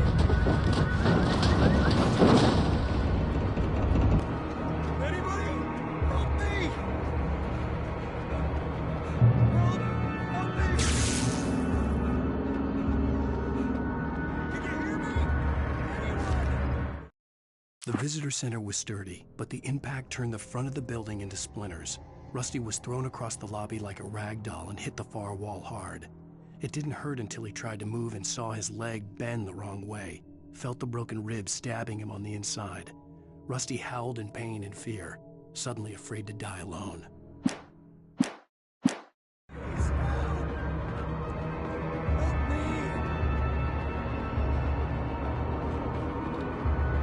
The ranger's office was locked. I'd need a key to get in.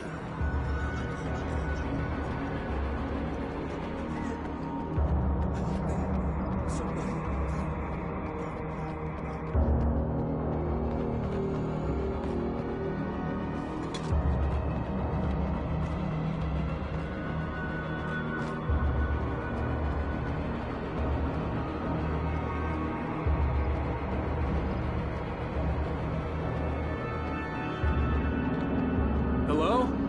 Back here. I'm back here. Hey, please help me.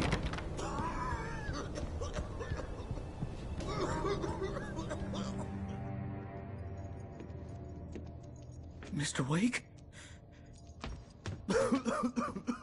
Oh, hell. It happened just the way it was on that page. I found. Came true. It knew. So dark. It'll come back for me. You must... The lights.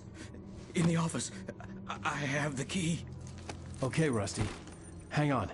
I'll be right back. Whatever did this couldn't be far. Rusty had found a page from the manuscript. It would help me understand what had happened.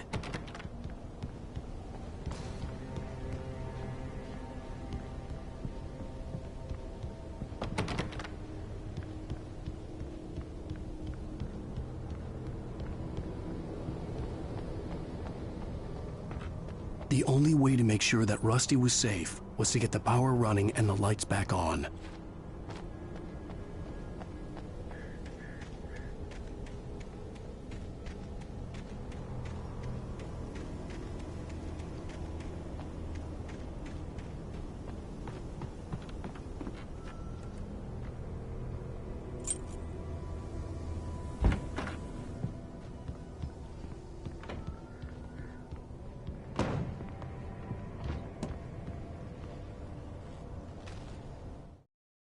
At the last instant, I changed direction and threw myself down.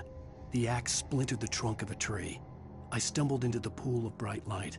My lungs burned. I was too exhausted to move. I tensed as I waited for the killing blow, but it never came. I raised my head. Nothing moved in the darkness beyond. For the moment, bathed in the cold light, I was safe.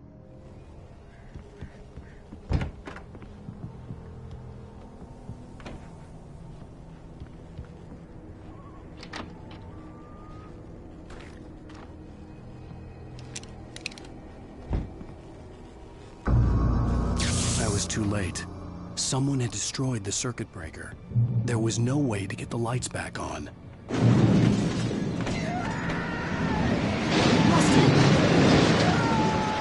Rusty!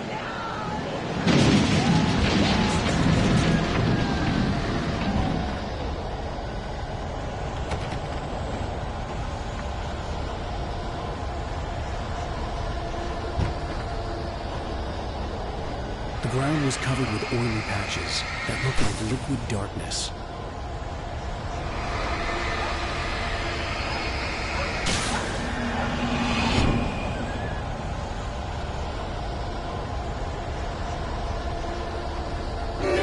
Just need to take my senses.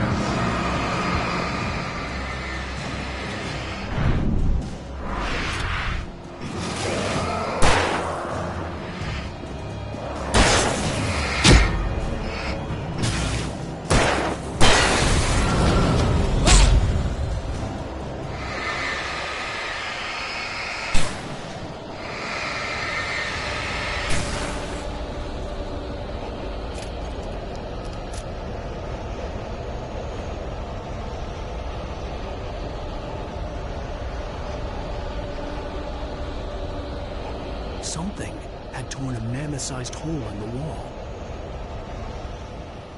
Please don't feed the animals.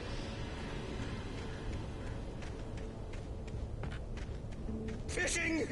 For those prisoners who purchase a park license! Obey!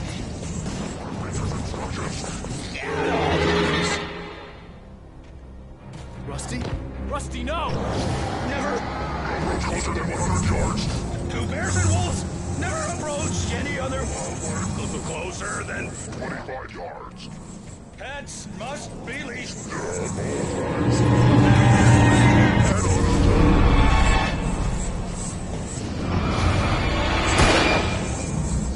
It is against the law to remove any soldiers from the park.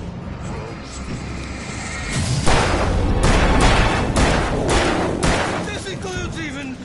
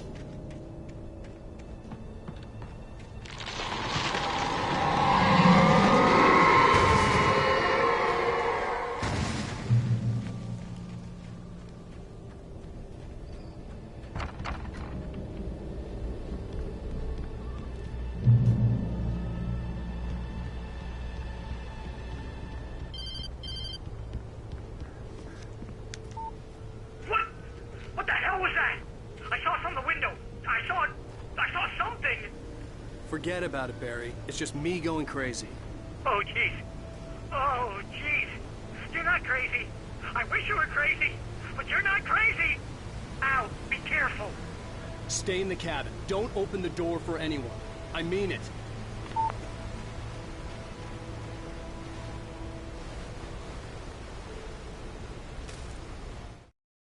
In that last instant of consciousness, Rusty thought about Rose.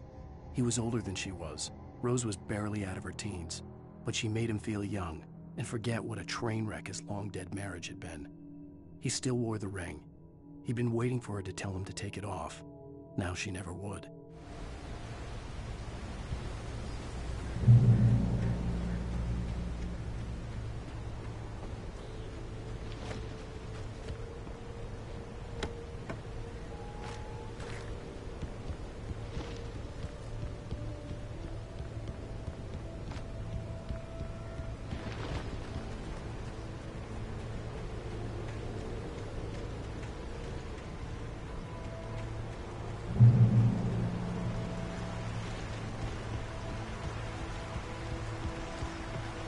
Lover's Peak was at the far end of the nature trail.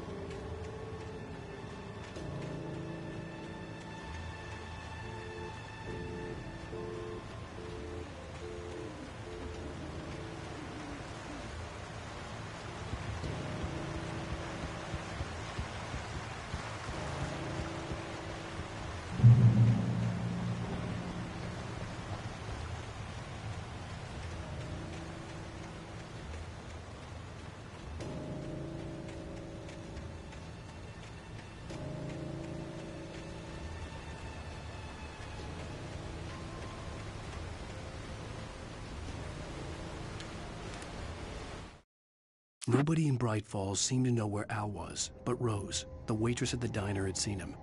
From what Barry could tell, Al pretty much fell off the face of the earth when he left the diner.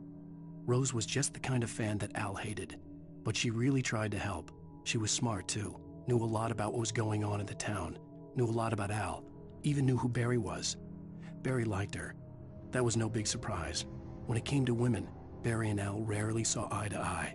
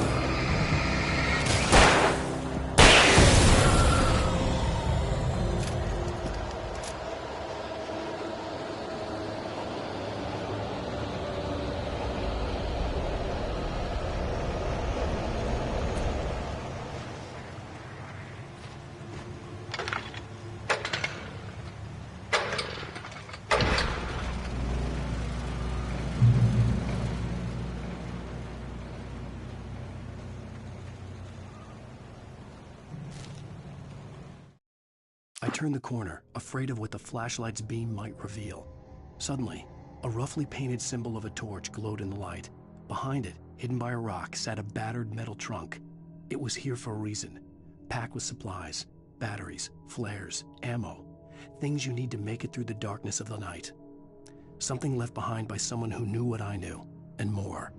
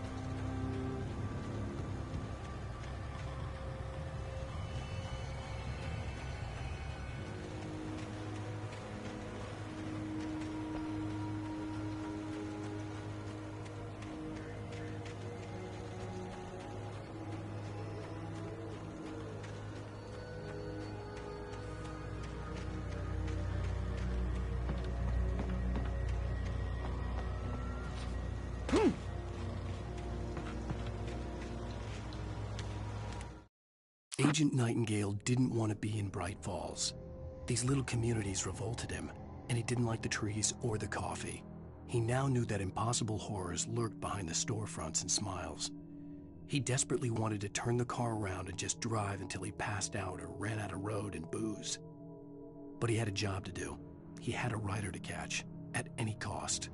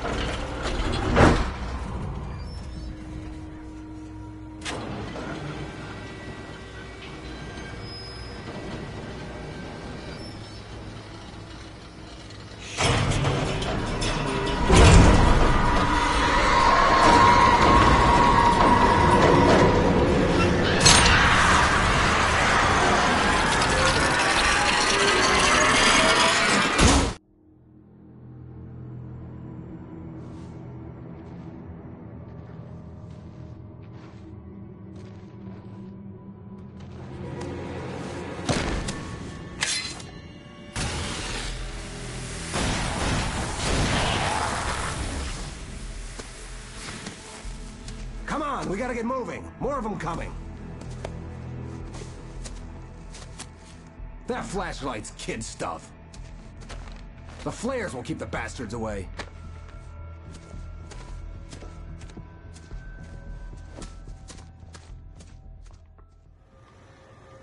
You can see them too?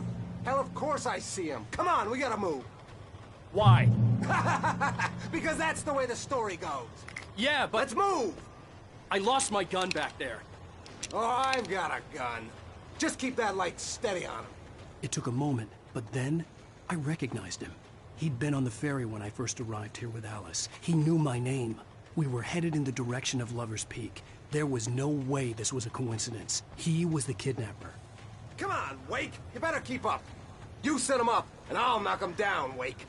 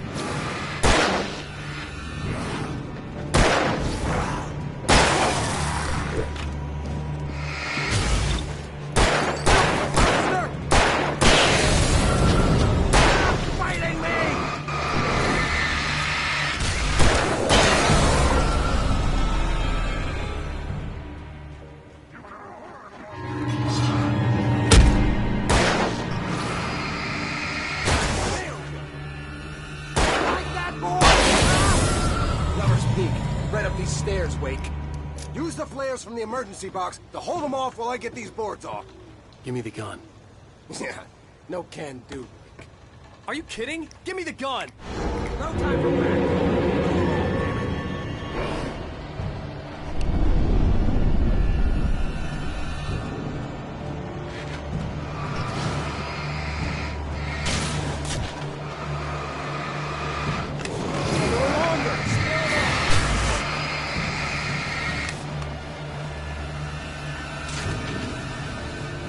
Get some light on those bastards. That'll keep them off us.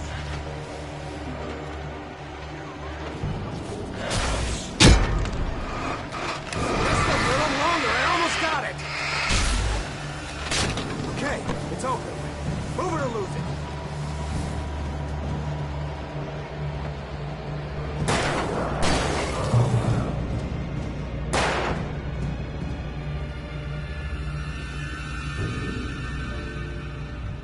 Oh, you feeling better now, Wake? All cozy and safe.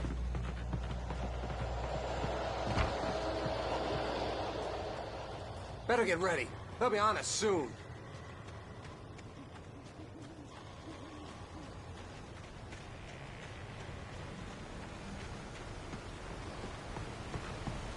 This is it, Wake. Our last stand. There's more players here. Get ready. We fight them as long as they keep coming. Give me the goddamn gun! They're coming! That's not how this goes. Get with the program, Wake.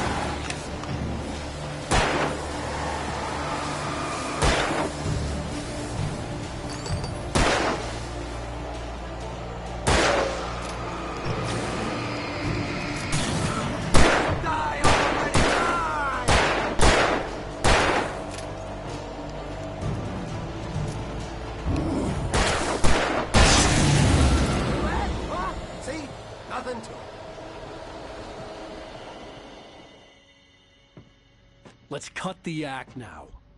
Where's my wife? I knew you were gonna say that. I read it all before. You're a hell of a writer. Congratulations. You're gonna bring about something glorious and terrible once we get you some proper editorial control. What the hell are you talking about? Where's Alice? I want the entire manuscript, or she's gonna suffer bad. You touch her and I'll...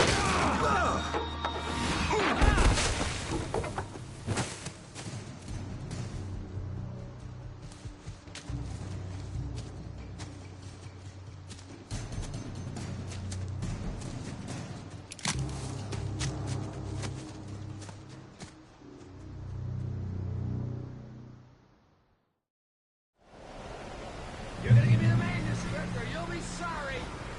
No! Come back here! I swear I'll kill you if you hurt Alice! Do you hear me?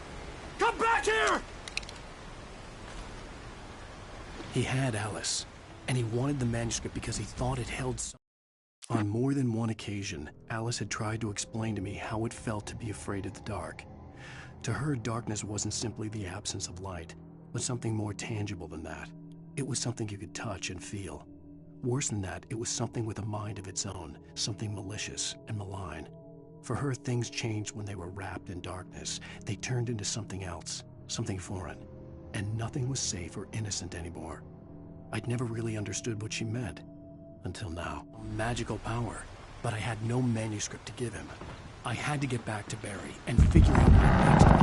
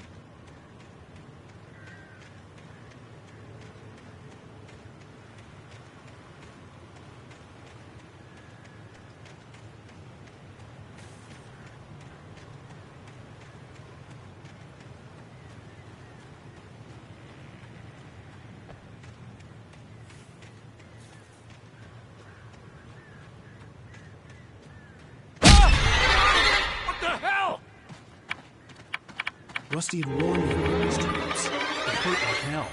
I was stuck. Give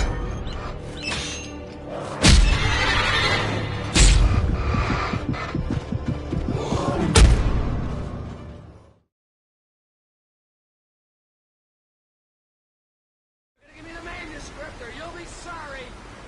No! Come back here! I swear I'll kill you if you hurt Alice! Do you hear me? Come back here! He had Alice, and he wanted the manuscript because he thought it held some magical power.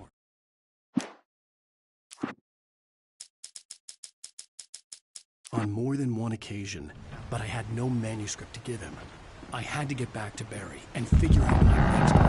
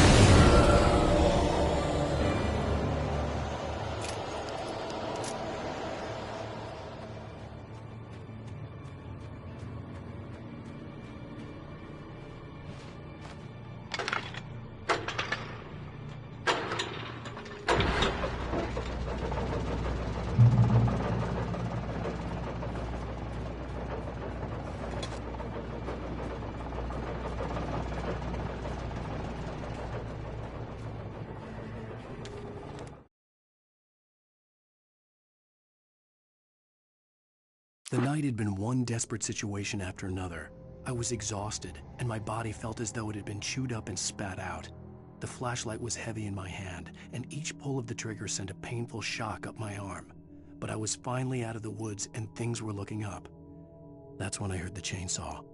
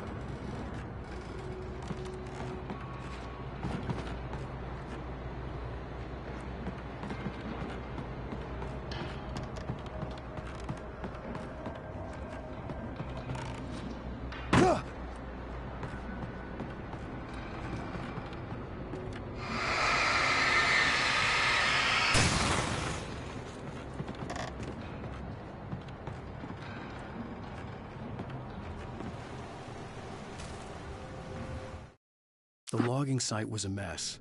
The modular office had been pushed off the cliff. Deputy Thornton climbed up from the wreckage excited, breathing hard from the exertion. Nobody there. It's weird. Don't you think that's weird? Bored, Mulligan let out a mighty snort. Hell, it's always weird, Thornton. Just a question of sorting out what kind of weird it is this time around.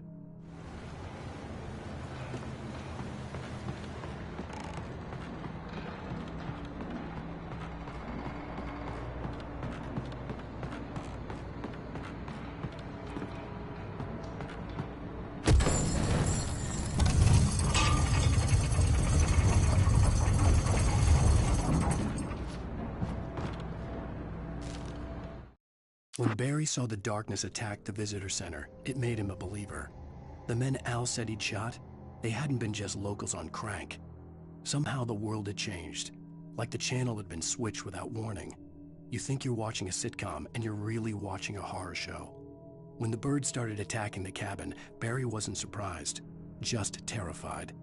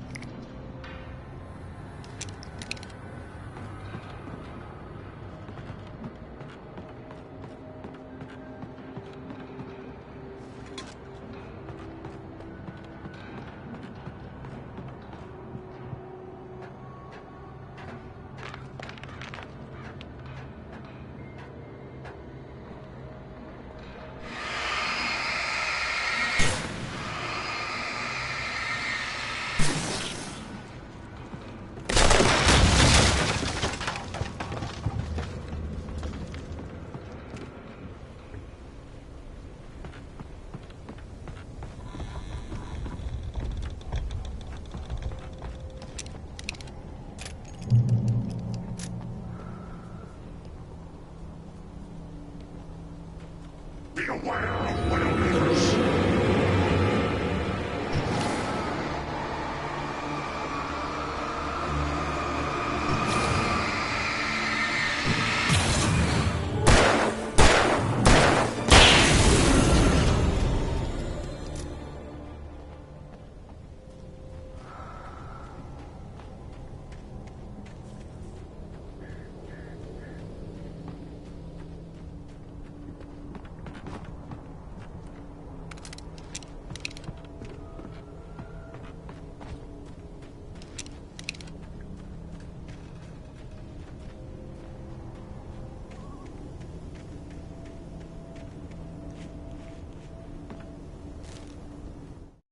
Shadows stirred and the wind picked up as I ran through the forest.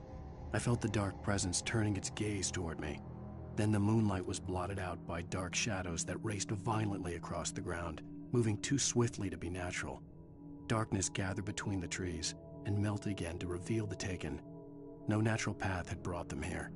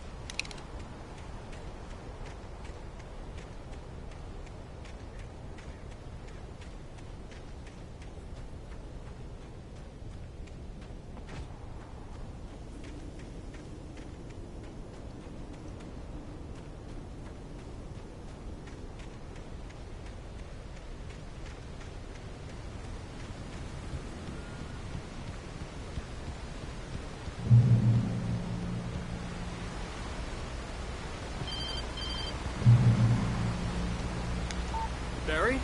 Ow! The porch is covered with birds. They've got all Hitchcock on me. Stay out of sight. I'm on my way. Don't open the door. What, am I crazy? Stay hidden. I'll be there soon. Just make sure you keep the lights on.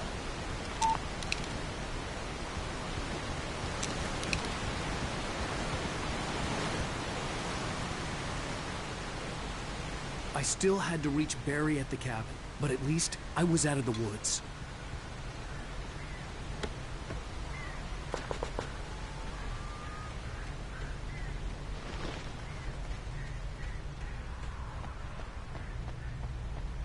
I'd have to get the car from the locked garage.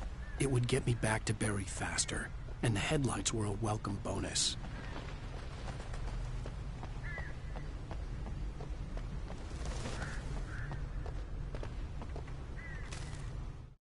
The FBI agent's command froze me in place. I considered surrender. It was all falling apart anyway. I could give in, let someone else deal with it, but it felt all wrong. Call it instinct, his posture, the way he held the gun. He was no friend. Shots ringing in my ears, I leaped for the hole in the fence and stumbled into the darkness beyond.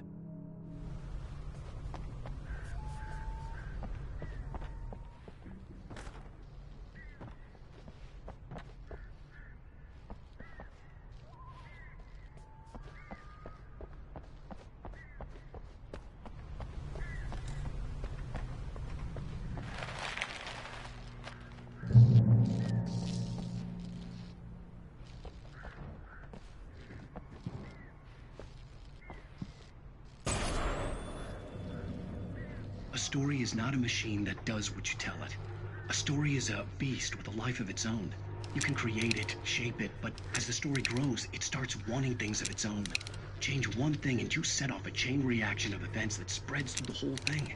The characters have to be true to themselves. The events need to follow a logic that fits the story. A single flaw and the magic is gone. The story dies. Alice dies.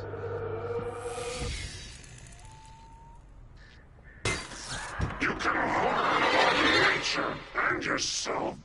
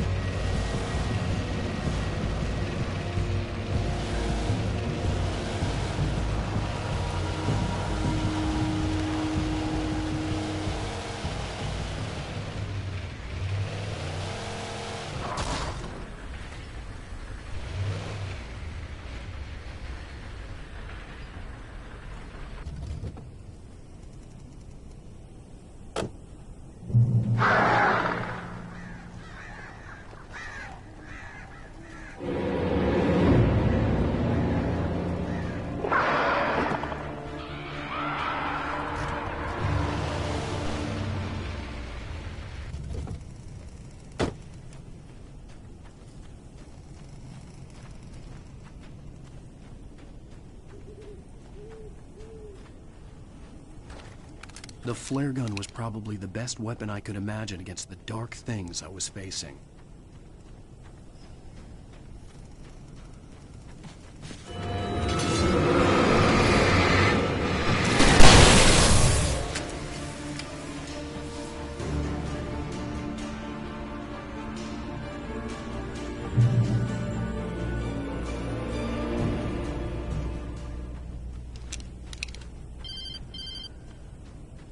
It was the kidnapper. You son of a bitch! Where's my wife? Enough horseplay, Wake. You deliver the manuscript, and you can have your woman back. Simple as that. I don't... Listen. I'm gonna need time to finish it. I still need to write the ending. I need... a week. It's not done? I need a week. 2 days. The old Bright Falls coal mine is nearby. You can find it easy, city boy. The main building, there at noon. You bring the manuscript, you'll get your wife. If not, well, get me? Yes, I get you.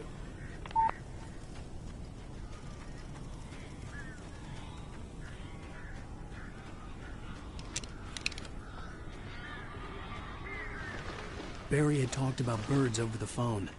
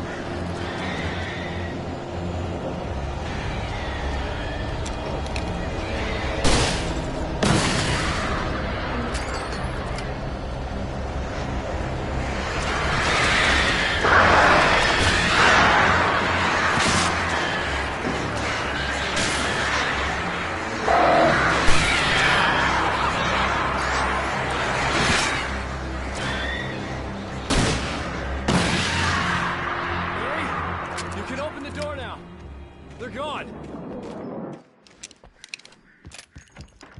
Hey, Al. I'm sorry for thinking you were having a psychotic episode, man.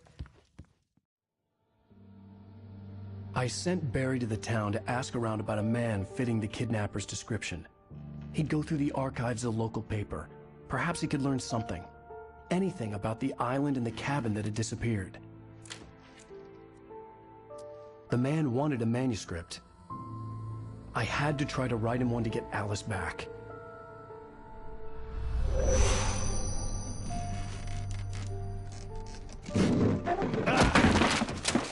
For me, the supernatural had always been nothing but a metaphor for the human psyche, a tool to use in writing fiction. Now, it was happening for real, and I couldn't put a single word on paper.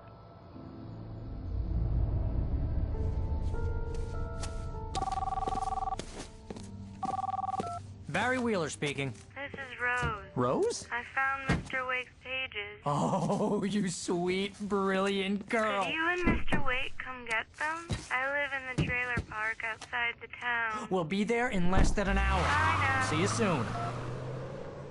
Have a great day. Hope you come back soon. Welcome to the Oh Dear Diner. Good girl.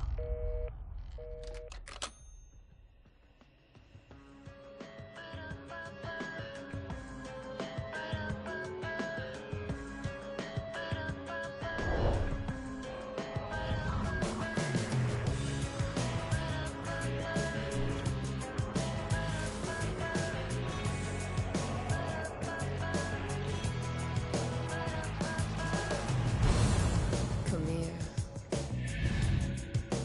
Pretty please, can you tell me where I am? You, won't you say something? Previously on Alan